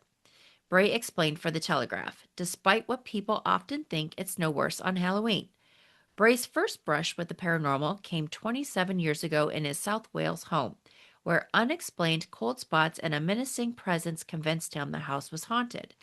After a vicar performed prayers and sprinkled holy water, the unsettling atmosphere lifted, leaving Bray convinced that something unexplainable had been vanished. I had been spooked enough by the incident to be convinced it might have been, Bray admitted. After responding to several reports of paranormal activity in his parish, Jason Bray trained as a Church of England exorcist and now investigates alleged hauntings in homes, offices, and shops. He said, occasionally people see things, for want of a better word, ghosts, and I'm asked to investigate. Sometimes that's someone who was in their life and keeps reappearing, or sometimes it's what I call a place memory, of something that happened historically. The priest explained, for example, the specter of the specter of Roman soldiers marching through a house in York. In another case I dealt with, a family would walk over a person at the bottom of the staircase who'd fallen and broken his neck. That's just weird. You just kind of step over this Yeah. this person at the bottom of the steps, just what? People would just step over him, which was a bit weird, but he wasn't trying to communicate with them. Occasionally, he would just appear lying there. Sometimes, however, this can be very scary. Bray recalled, I had one case where someone kept seeing a deceased relative appear in a jump scare on the other side of a curtain when they were showering. For some reason, poltergeist activity, physical disturbances, or movements seems more often than not to involve shoes being thrown across the room. I have no idea why. I believe it really happens, but also that it's a phenomenon caused by the person rather than sort of a ghost. It can also be part of a stress reaction when someone has been in significant pain or is suffering from a serious illness. Almost like static electricity has built up. The person is not aware of their part in it. The ghost hunter explained that most people seeking help either feel oppressed by something unexplained or believe they are possessed. However, true cases of possession are extremely rare and often overlap with mental health issues, Brake noted. While I'm open to the idea that there are cases like this, I believe they're exceedingly rare, the priest said. He continued, there's quite a lot of overlap with mental health conditions, which is why we work closely with medical professionals. Genuine possession is marked by exceptional strength, secret knowledge, or the ability to speak unknown languages, Bray shared. Only in rare cases does he perform a formal exorcism with a special prayer.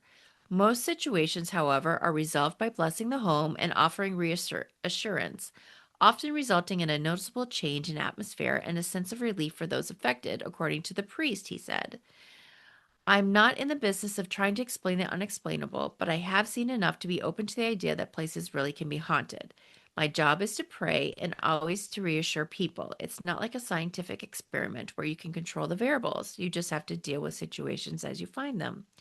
I've come across buildings that have changed dramatically once the exorcism is complete. You can feel the temperature rising like someone was turning the lights up. It was just astonishing. In other cases, it's more of a psychological effect. People feel reassured and freed from whatever it was that was haunting them. There is a lot of evil in our world, but I fully believe that good will triumph eventually. Well, that's a good thing. You don't want evil to triumph. That'd be horrible. Exactly. Yeah. We'd all be up Schitt's Creek without a paddle. That's for sure. Yep. Speaking of Schitt's Creek, Catherine O'Hara died. I know. I was so sad. Yeah. I just figured I'd add that random fact on the end of your story. Yeah, but that last picture of her, woo. Yeah, you could see that she was not doing well. She had that rare disease too, where your organs are on the opposite side. Oh, I didn't know that. Yeah. I forget what the name of the disease is, but her heart was on the right side instead of the left, and but she lived quite a long time with it. So. Oh. Yeah. Sad. Anyways, I didn't mean to take away from your story, but yes, it was. No, you didn't take away from her. I loved her as an actress. Yeah, but sad extra thing to add to your otherwise uplifting story. An exorcist priest. It's uplifting. Well, the fact that, I mean, let's face it. I mean, exorcists tend to tell you that I don't communicate with spirits. I don't this. I don't that. I pray. Yeah, that's true. Move on, right? Yeah. But the fact that there is an exorcist out there that believes that spirits are real, I mean, that's something, right? That's we're going in the right direction. Yeah. That's for sure. I mean, I can't say. I can tell you as a former altar boy that it's hard to get priests and to admit that there's an afterworld and that you've got ghosts moving around, and it's hard to get them to talk about the paranormal. It really is. Mm-hmm. Yep. It's hard to have them come to your house to get it blessed. Right. It's hard to get them to interact with this thing because it's a no-no. It's taboo. They're not to interact. They're only to banish it. Is what they're to do. So, Yeah, it's not easy. It's not easy. Speaking of the demonic and satanic, I teased that. By the way, that's Mallie's Bits and Bobs. I guess that's the name of the new segment. Right? Mallie's Bits and Bobs. Mallie's Bits and Bobs. Is that what There we're you go. calling it? Sure. Until you find another name for it, I guess. Yeah, I like Bits and Bobs. Unless it's Bits and Bobs, and that's Yeah. what it is. That's it, and that's that. Yeah.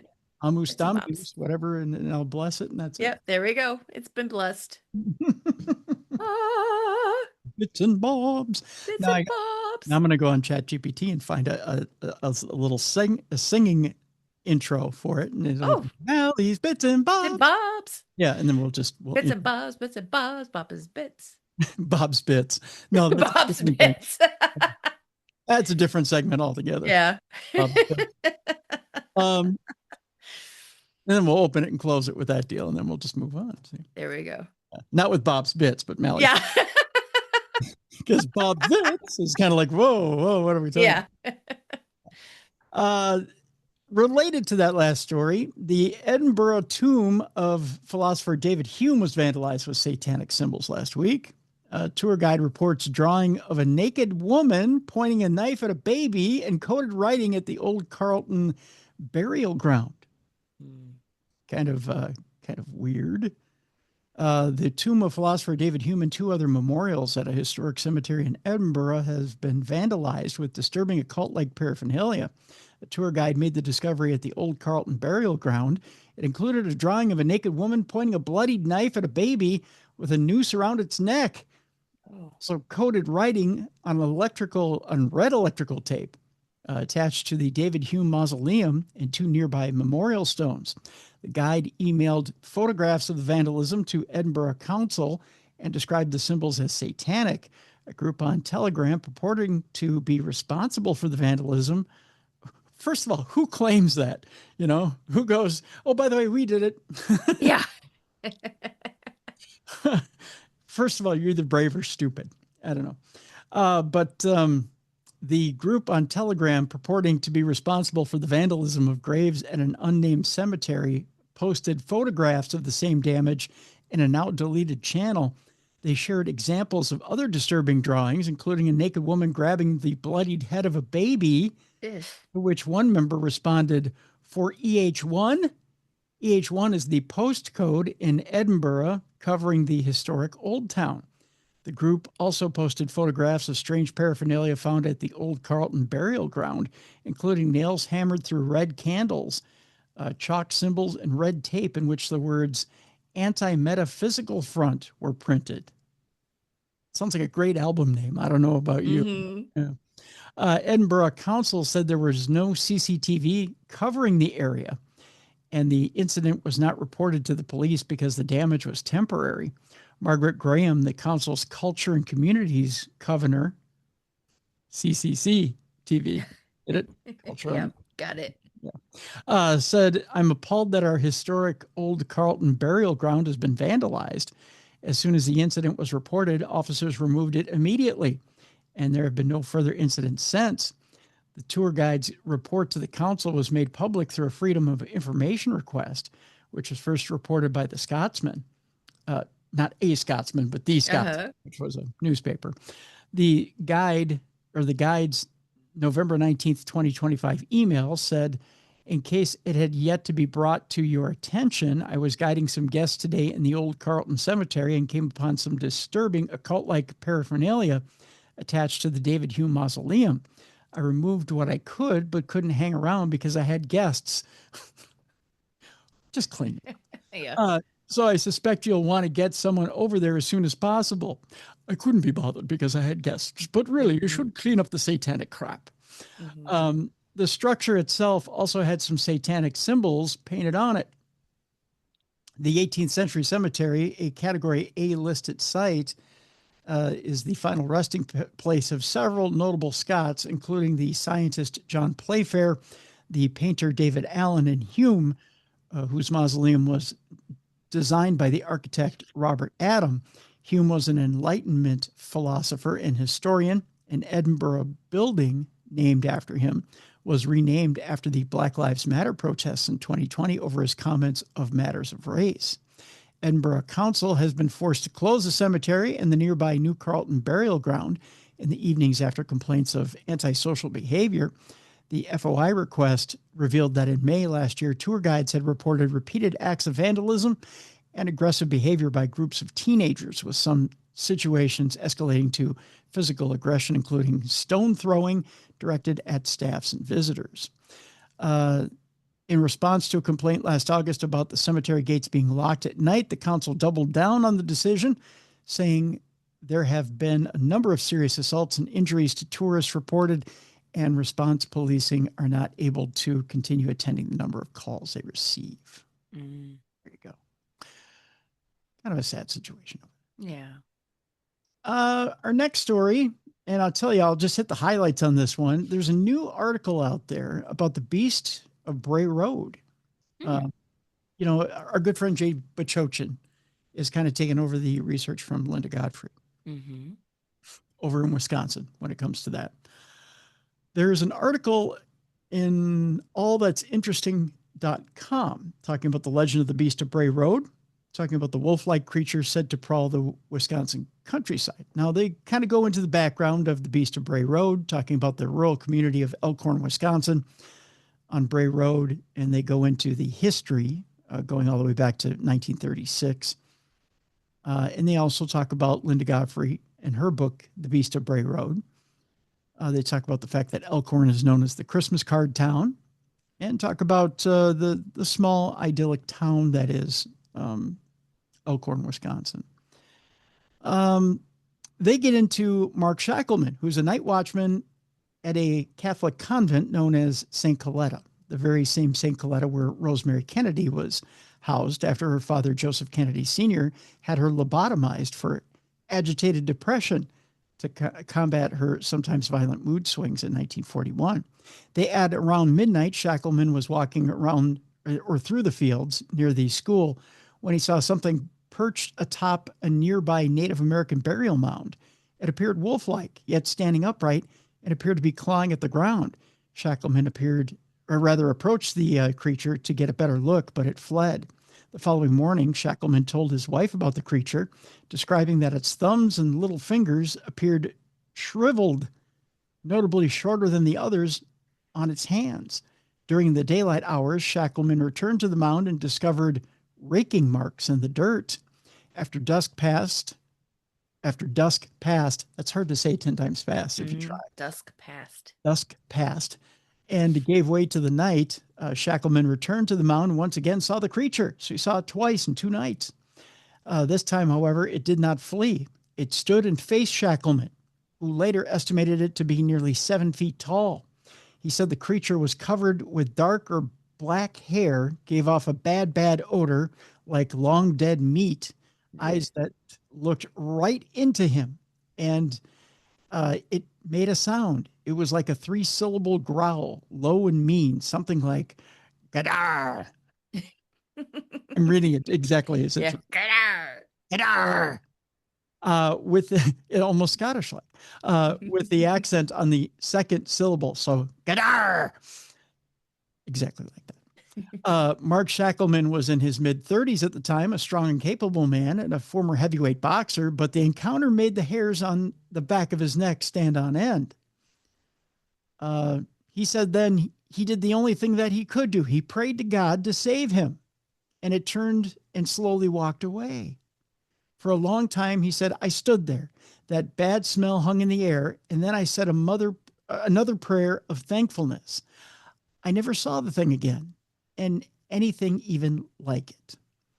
Some who heard Shackleman's story assumed that the creature must have been a hellhound, a creature often found in ancient European and biblical literature. The growl of a hellhound was once described by writer Bob Trubshaw as a halfway station between articulate speech and silence, filled with emotion and power, but utterly lacking in reason. Then there was what Shackleman had heard the creature say, Gadar. Can't help it. It's catchy. Right. Which shares an uncanny resemblance to Gadara, which is a site mentioned in the Bible as the location in ancient Judea where Jesus exorcised a demon-possessed man coming from the tombs. just as the creature Shackleman saw had been clawing at that burial mound, which is an interesting fact. Even among believers, though, this hellhound explanation for the Beast of Bray Road carries little credence. Rather, it highlights how the creature seems to defy explanation. When presented with something beyond understanding, it often is easiest to compare it to what you do know. In any case, Shackleman's story ends there. The creature he saw atop the burial mound vanished for a time, or perhaps it simply lay in wait. As nearly 50 years after Shackleman's encounter, stories of the creature once again began to surface. They talk about, throughout the 80s and 90s, sightings of the Bray Road beast rose in prominence, though mostly seen around Elkhorn. Locals also reported sightings of the beast as far as Walworth, Racine, and Jefferson counties. The first of these recent encounters with the so-called Wisconsin werewolf occurred in the fall of 1989. Around 1:30 a.m., Lori Andreezy was driving home along Bray Road from a lounge in Elkhorn called the Jury Room, where she had worked as a manager. There, off to the side, she saw a massive creature. Its back was turned to her, but as she continued along the road, she glanced back and caught it from the front. It was kneeling, she said. Its elbows were up and its claws were facing out, so I knew it had claws. I remember those long claws. She said it seemed to be holding something between those long claws, roadkill perhaps, but unlike many animals which would turn and run when headlights were aimed at them, this creature instead turned and stared at her, terrified, and Dreezy then drove home. The next morning, she ventured to the local library to dig through catalogs and find something that might explain what she saw. When she found an entry that was in the Golden Book of the Mysterious, published in 1976, which featured an illustration labeled werewolf, interestingly enough. It was night, and it was quite late, but I know what I saw, Andreezy went on to say. She said, you don't mistake something like that. To this day, I believe it was satanic. It was just my feeling. I don't believe in werewolves per se, but I believe something could be, well, conjured up. 2 years later, another local named Doris Gibson claimed to have seen the beast. It was Halloween night, 1991. Gibson was driving along the road through the fog when she hit something and felt her front tire lift off the ground. Driving another 50 feet, after driving another 50 feet, she stopped the car and got out to assess the damage to her car and to whatever she might have hit. There was nothing on the road behind her. As she made her way around to the back of the car, it came running out of the woods. Oh, so she hit it and it was still alive. Oh, yeah. Here comes this thing, she said, and it was running up at me. It was no dog and it was bigger than me, she said. I've never seen a human run like that, and my uncle was a track star. Gibson quickly got back in her car, slammed her foot on the gas, and at that same moment, the creature caught up to her car and landed on the trunk, only sliding off because it had become slick in the rain. Ugh. Gibson said she felt she would have been dinner had the beast caught her, but she managed to escape. Except later that night, she saw it again. Jeez. She picked up a friend from a party, and on the way home, that friend pointed out the window and screamed, "Look at that thing." Gibson wasted no time in speeding away, but when she got home, she noticed claw marks on the back of her blue Plymouth Sundance. Gibson later described the creature as a freak of nature, one of God's mistakes. Isn't that scary? Mm-hmm. As we know, Linda Godfrey also talked a little bit and published both Gibson and Andreezy's stories in the local paper, The Week. And shortly after, even more people came forward with accounts of the alleged Beast of Bray Road. As reported by Milwaukee Magazine, Linda Godfrey acknowledged some of the nuances on her website. She also went on to say there's a high probability that everyone is not always seeing the same thing. There could also be a biological, physical animal seen by some, while others see phantoms or supernatural entities from a variety of sources. A few may be misidentifications or hoaxes. For the most part, sightings of the Wisconsin werewolf have dropped off since the 90s, but a few still believe the creature lurks in the brush along Bray Road. And of course, there are those who never believed in it to begin with.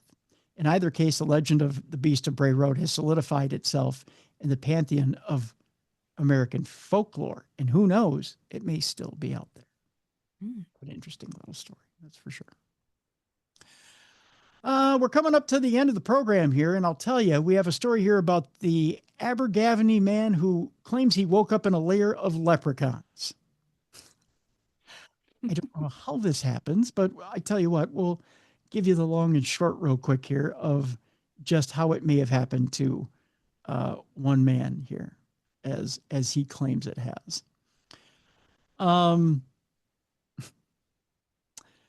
Like most people with an above average IQ, this man claims to have a healthy contempt for leprechauns and their violent and insidious ways, exclaims this man, who goes by the name of, is his real name really Turnip? I guess it is. Johnny Turnip. Oh, I thought his first name was Turnip, and I was like, ooh. No, he's a semi-professional paranormal investigator, Johnny. Okay. Turnip. Yeah, that's his name. He claims here that it's left scars that run both deep and wide, and that he's run into actual leprechauns. He says, like most people with an above average IQ, I used to have a healthy contempt for leprechauns and their violent, insidious ways, explained Turnip, behind the PR smoke screen of rainbows, pots of gold, and jolly little fellows with bushy beards in green tunics who are partial to merry tipple. There's a darker and more deranged truth. For example, not many people know that leprechauns were once fairies who let materialism and insatiable appetites corrupt them, nor, for that matter, is it widely known that they were once responsible for the mass slaughter of mermaids. I did not know that. Didn't know that either. Rest in peace, mermaids. Yes.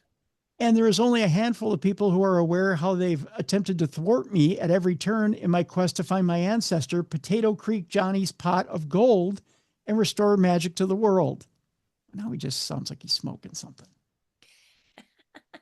However, after waking up in the belly of the beast, so to speak, I had to modify the way I feel about the little folk, he went on to say. It's come to my attention that we both have a common enemy in the rogue AI clown, Peter Paleface.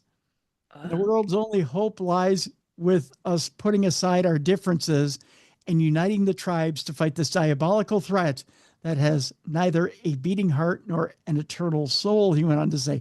This kind of sounds like a storybook, doesn't it? Is he pulling our leg? It kind of sounds like it, but he's not. Okay. Turnip told the Chronicle he had his epiphany after passing out in the Beaten Dog Tavern in Barstow, which kind of sounds like he's had a little too much to drink. Obviously, the desert, the peyote, the booze, meeting Jim Morrison, and hitching a ride with old Father Time took its toll on my nervous system in ways I hadn't considered, explained Turnip. There's According to the boys, not long after I lost consciousness, they picked me up off the floor and placed me on the pool table to sleep it off.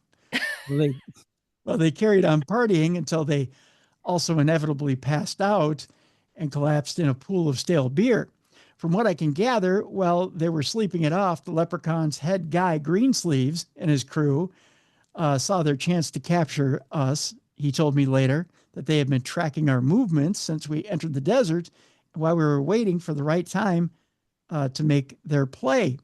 While we were out for the count, they trussed us up like hogs ready for the roasting and bundled us into the back of a lorry and took us to their cave, which was buried deep somewhere in the bowels of Hollywood Hills. It seems like kind of a fantastic story, doesn't it? Yeah. Turnip added, you can imagine our surprise when we came to. Not only were we bound and gagged in this weird cave decorated with thousands of cheap fairy lights, but we were surrounded by what I first thought were hobgoblins. Turns out it was just a gang of leprechauns without those stupid hats they wear. They must take them off when they're kipping, he says.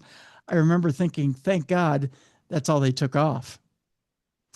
Anyhow, I started trying to shout through my gag, as did Big Tony, whose eyes were bulging at the Gag and Big Tony. Okay, same sentence. Same sentence.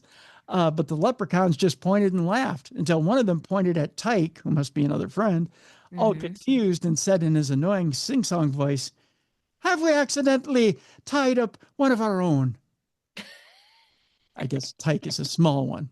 Yeah. No, bellowed a voice that cracked like thunder. Or no, bellowed the voice that cracked like thunder from the back of the cave. That's just one of their screen idols. Admittedly, he's diminutive and has something of a riddle about him, but he's not one of our kin. He's as human as war and cruelty, said the leprechaun. Turnip explained, as we all turned in the direction of the voice, the biggest leprechaun you've ever seen came striding out of the shadows like some sort of colossus from a land before time. He was at least 5 feet tall and was well buff, but not in a gym bunny way. This little fellow is all street fighter. I could tell straight away from the way he held himself and the no-nonsense glint in his eye that this fellow was green sleeves. That and the fact that his sleeves were green. Oh, my God. He was definitely a leprechaun, but with the exception of the sleeves of his jacket, he was dressed in black. And his hair wasn't red, it was black and trimmed quite short.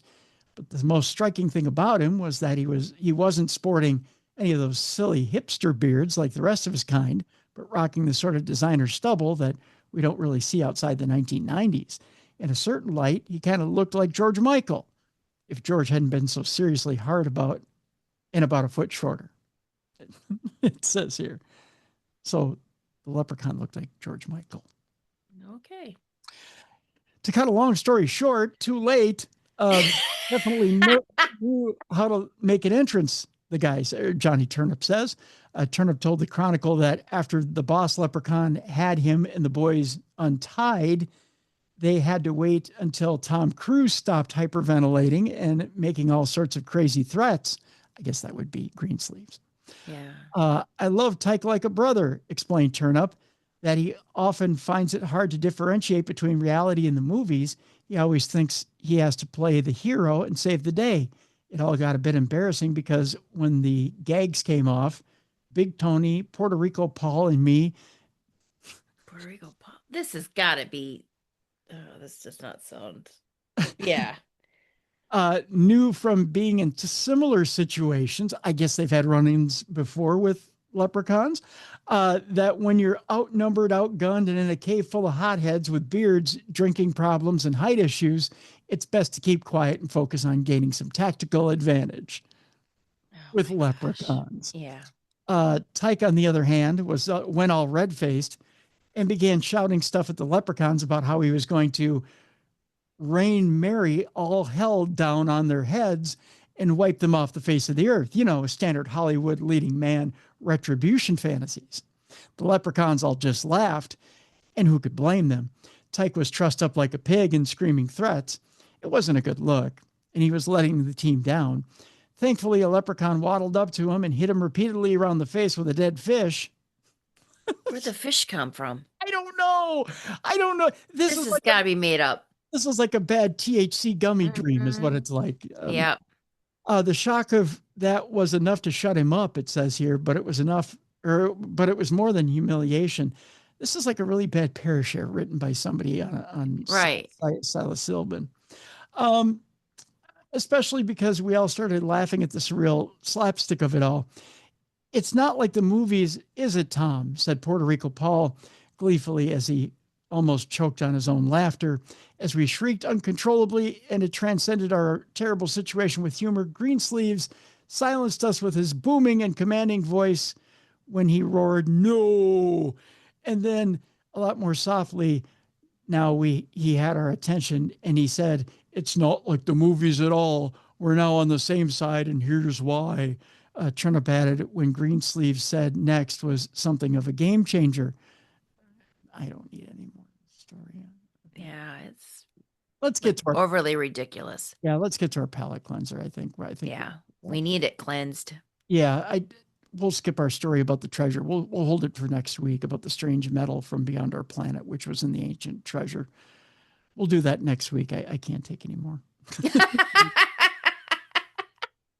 I think I'm done.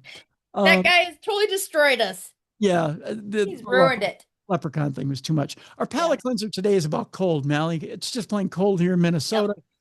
Yep. The warthog or whatever it was that we took off the ground yesterday, this weekend, says 6 more weeks of winter. People are like, it's a groundhog. Yeah. We even have a song here. It's so cold in the D. It's a cold what? There's a song. It's cold in the D. The D? Yeah, in the D for Detroit. Oh, Detroit. All right. Yeah. Okay. What are you thinking? Nasty. This Nick. Dis nuts. He's nuts. So here's how cold it is. How cold is it? How cold is it? Evidently, it's so cold that some people are literally allergic to it. Ooh. And it can prove deadly. That's right. For an unfortunate few, being cold isn't simply uncomfortable. It can be a matter of life and death. For some people, cold weather isn't just an inconvenience, requiring an extra layer of clothing or the thermostat to be turned up. For others, exposure to cold can trigger an allergic reaction severe enough to cause them to collapse. Good God. Know anybody like that? Nope. I think they all live in Florida now. I'm pretty sure. It's called cold urticaria is what it's called. It's a rare but potentially dangerous condition in which contact with cold temperatures causes the immune system to misfire. Oh. The results can be hives, swelling, pain, and in some cases, life-threatening anaphylaxis. Okay. Yeah. The condition was first described in 1792 by a German physician called Johann Peter Frank.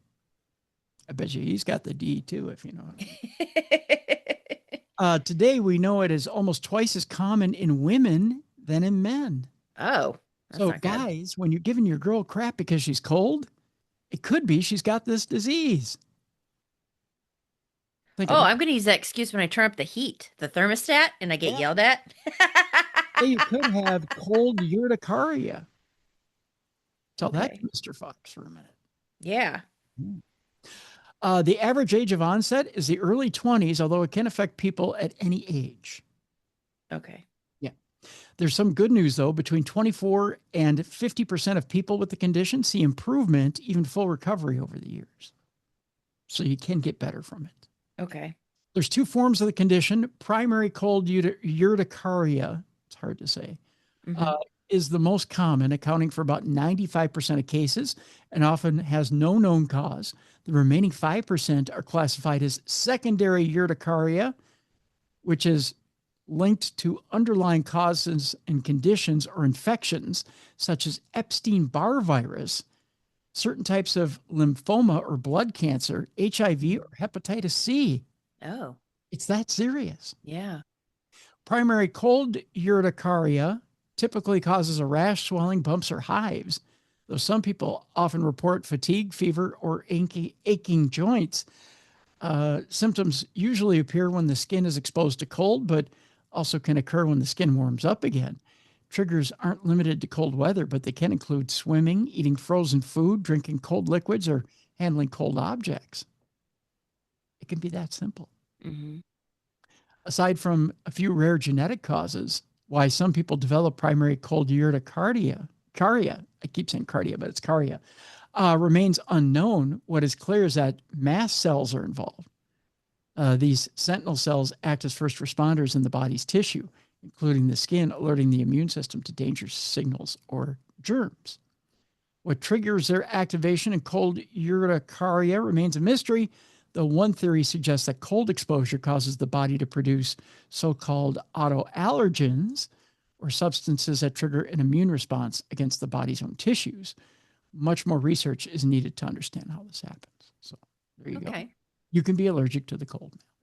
I don't think I am, because back in my 20s, I'd wear like a, tank top in the winter at the bar, and you go outside to have like a smoke. You don't have a coat on. And you go back in. I think when we're all young, we're that way, right? You're kind of impervious to it because your metabolism is running full bore, and Yep. And as you get older, your metabolism slows down, and now I look like an Eskimo when I take out the trash.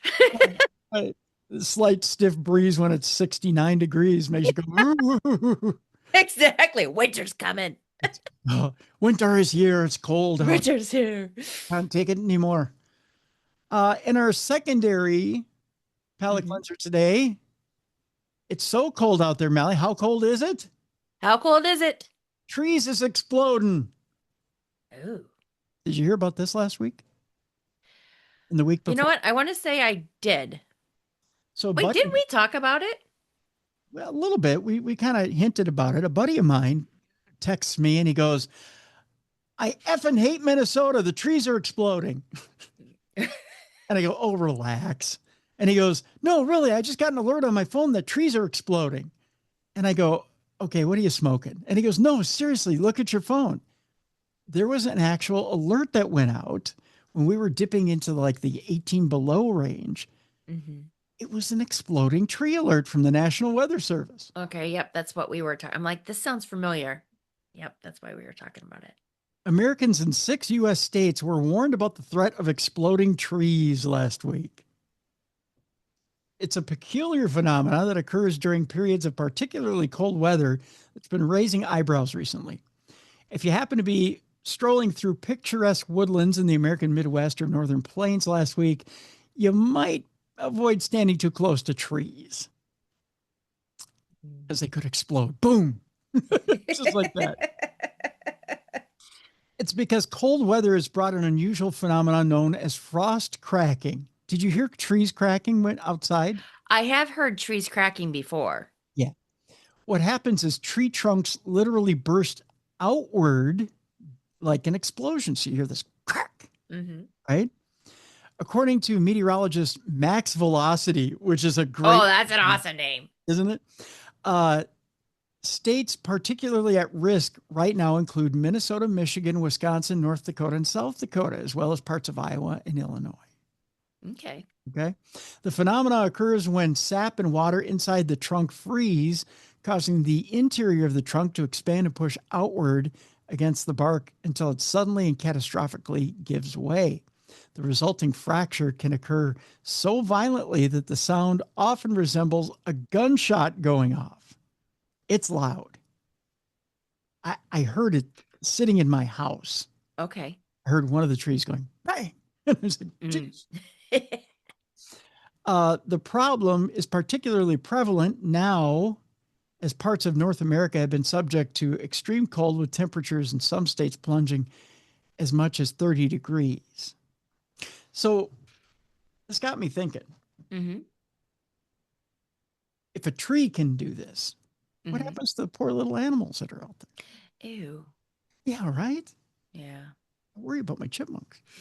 I mean, although Exploding Chipmunks is a great band name. It just sounds wrong. The Exploding Chipmunks. Yeah. Ugh. It's a heavy metal band.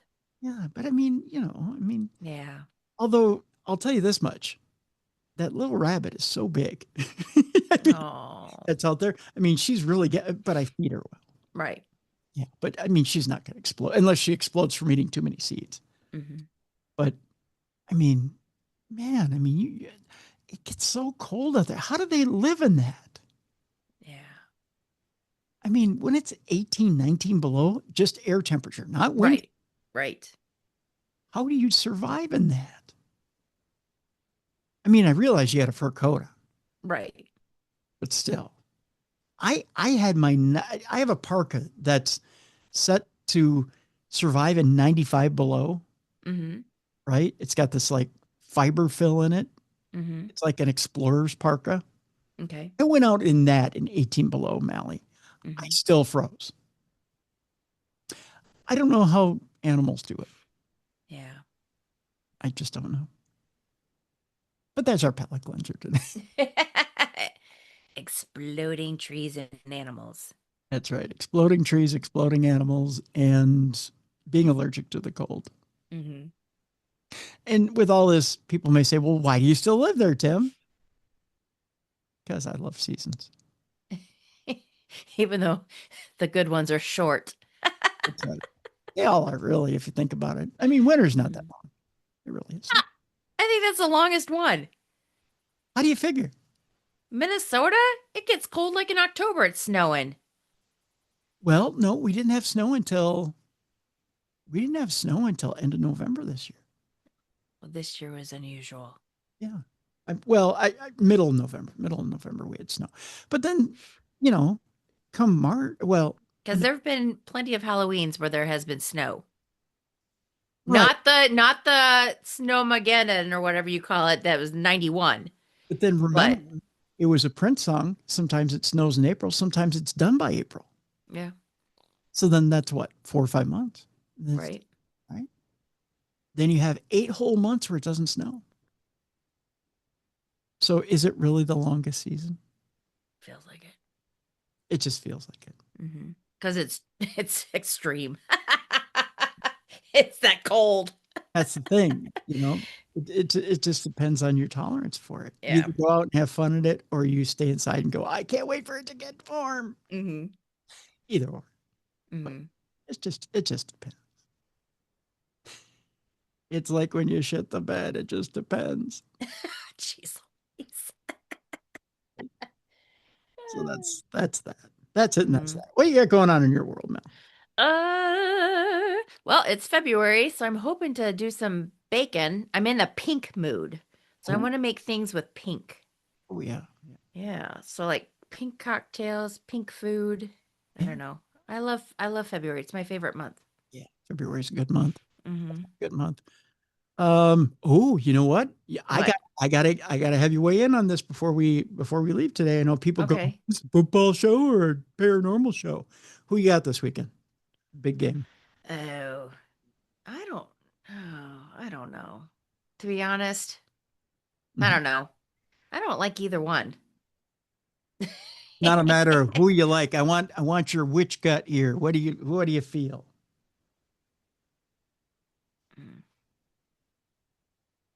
Who do you think? If you just calm down and just first one that comes to mind when you think. Wait, remind me who's in the Super Bowl again? Seahawks or Patriots? Patriots or Seahawks? Oh, that's right. Yep. Patriots. See, okay, so I think so too. Now when I weigh them, my gut says Patriots. Realistically, I think Seahawks. But there's something about this game that tells me that the Patriots are going to pull this out. Yeah. I like the Seahawks uniforms. Mm-hmm. I like the colors, but I don't know. I probably Patriots. Seahawks are a better team, but I think I think Sam Darnold is going to turn the ball over too many times. I just think that Patriots are going to take advantage of it. They're going to win the game. Start of a new dynasty. Yeah. Yep. Well, hopefully. We'll see. We'll see. Big game on Sunday, and you got big plans for the game on Sunday? Not really. I think I'm solo on Sunday. I think Derek's working. I think he's at the firehouse, and then and everybody. Yeah, I think I don't know. I think I might just stay home and just eat myself to death. Nothing wrong with that. Nothing wrong with that. Yeah, I think I'm going to stay away from the Super Bowl parties and just kind of veg out with the dogs and Yeah, it's going to be a quieter than usual Super Bowl because of all the family illness and stuff. So, it's just going to be just a few of us. So, take a couple naps and enjoy my Sunday, my quietness. There you go. But any other fun plans other than Super Bowl for you? No, going to be a quiet weekend. Going to be a quiet weekend and plan it for next week. That's how I spend my weekend. I always spend my weekends working. Yeah. That's okay. I love prepping for the show. So yeah. Hey, at least you're working. That's right. At least I'm working. It's a good thing. Speaking of, tomorrow on the big program, you ready for this? Yeah. We're continuing the theme of the 20th anniversary this week, and we're inviting an old friend of the program. If you remember, what we did in 2006 is we featured members of TAPS, right? Yes. So we're going to do that this year, and we're going to bring in Steve Gonzalez tomorrow. I like him. He's so nice. Yeah. So we're going to have Steve Gonzalez on. We're going to talk about what's going on with him, what's going on with TAPS, and what's going on with the state of the paranormal. So we'll have him on tomorrow. We'll chop it up a little bit, as the kids say. So that's what's going on tomorrow on the big program. Very cool. So yeah, starting off February with a big bang. I like it. Yep. So that's what's tomorrow's show. Well, I think that'll do it for today. That's what we got for you today. That's what we got. That's what we got. But if there's a guest you'd like to hear from, by all means, submit it to me, tim@darknessradio.com. Be sure to rate and review us. Give us a nice 5-star review if you would. And if you are listening to the show and you are not watching the show on video, just go to YouTube, the original Darkness Radio, or just go to darknessradioshow.com. You can watch the video and listen to the show all in one spot right there at darknessradioshow.com. Also, as Mallie mentioned before, there is Darkness Radio and True Crime Tuesday swag at darknessradioshow.com. Just go to the shop, brand new hoodies, tees, Darkness Radio rocks glass, mugs. There's a little hat. There's there's a skull cap. There's all kinds of neat stuff there. So go get it right now. Go get the merchandise. Support the show. There you go. All right, for Mallie Fox, I'm Tim Dennis. Thank you so much for joining us today on the best in paranormal podcasting. We'll see you tomorrow for Steve Gonzalez from TAPS right here on Darkness Radio. For more audio and video archives of the show, intriguing content, fun events, and cool swag, check out darknessradioshow.com. The executive producer of Darkness Radio is Troy Palmer. If you enjoyed today's program, make sure you like and subscribe. This videocast is copyrighted for the private use of our audience. Any other use of this videocast, including video, audio, descriptions, or accounts of the show, is prohibited without the consent of Darkness Radio Management. Thank you for watching, and be sure to join us tomorrow for A Life with Ghosts with Steve Gonzalez.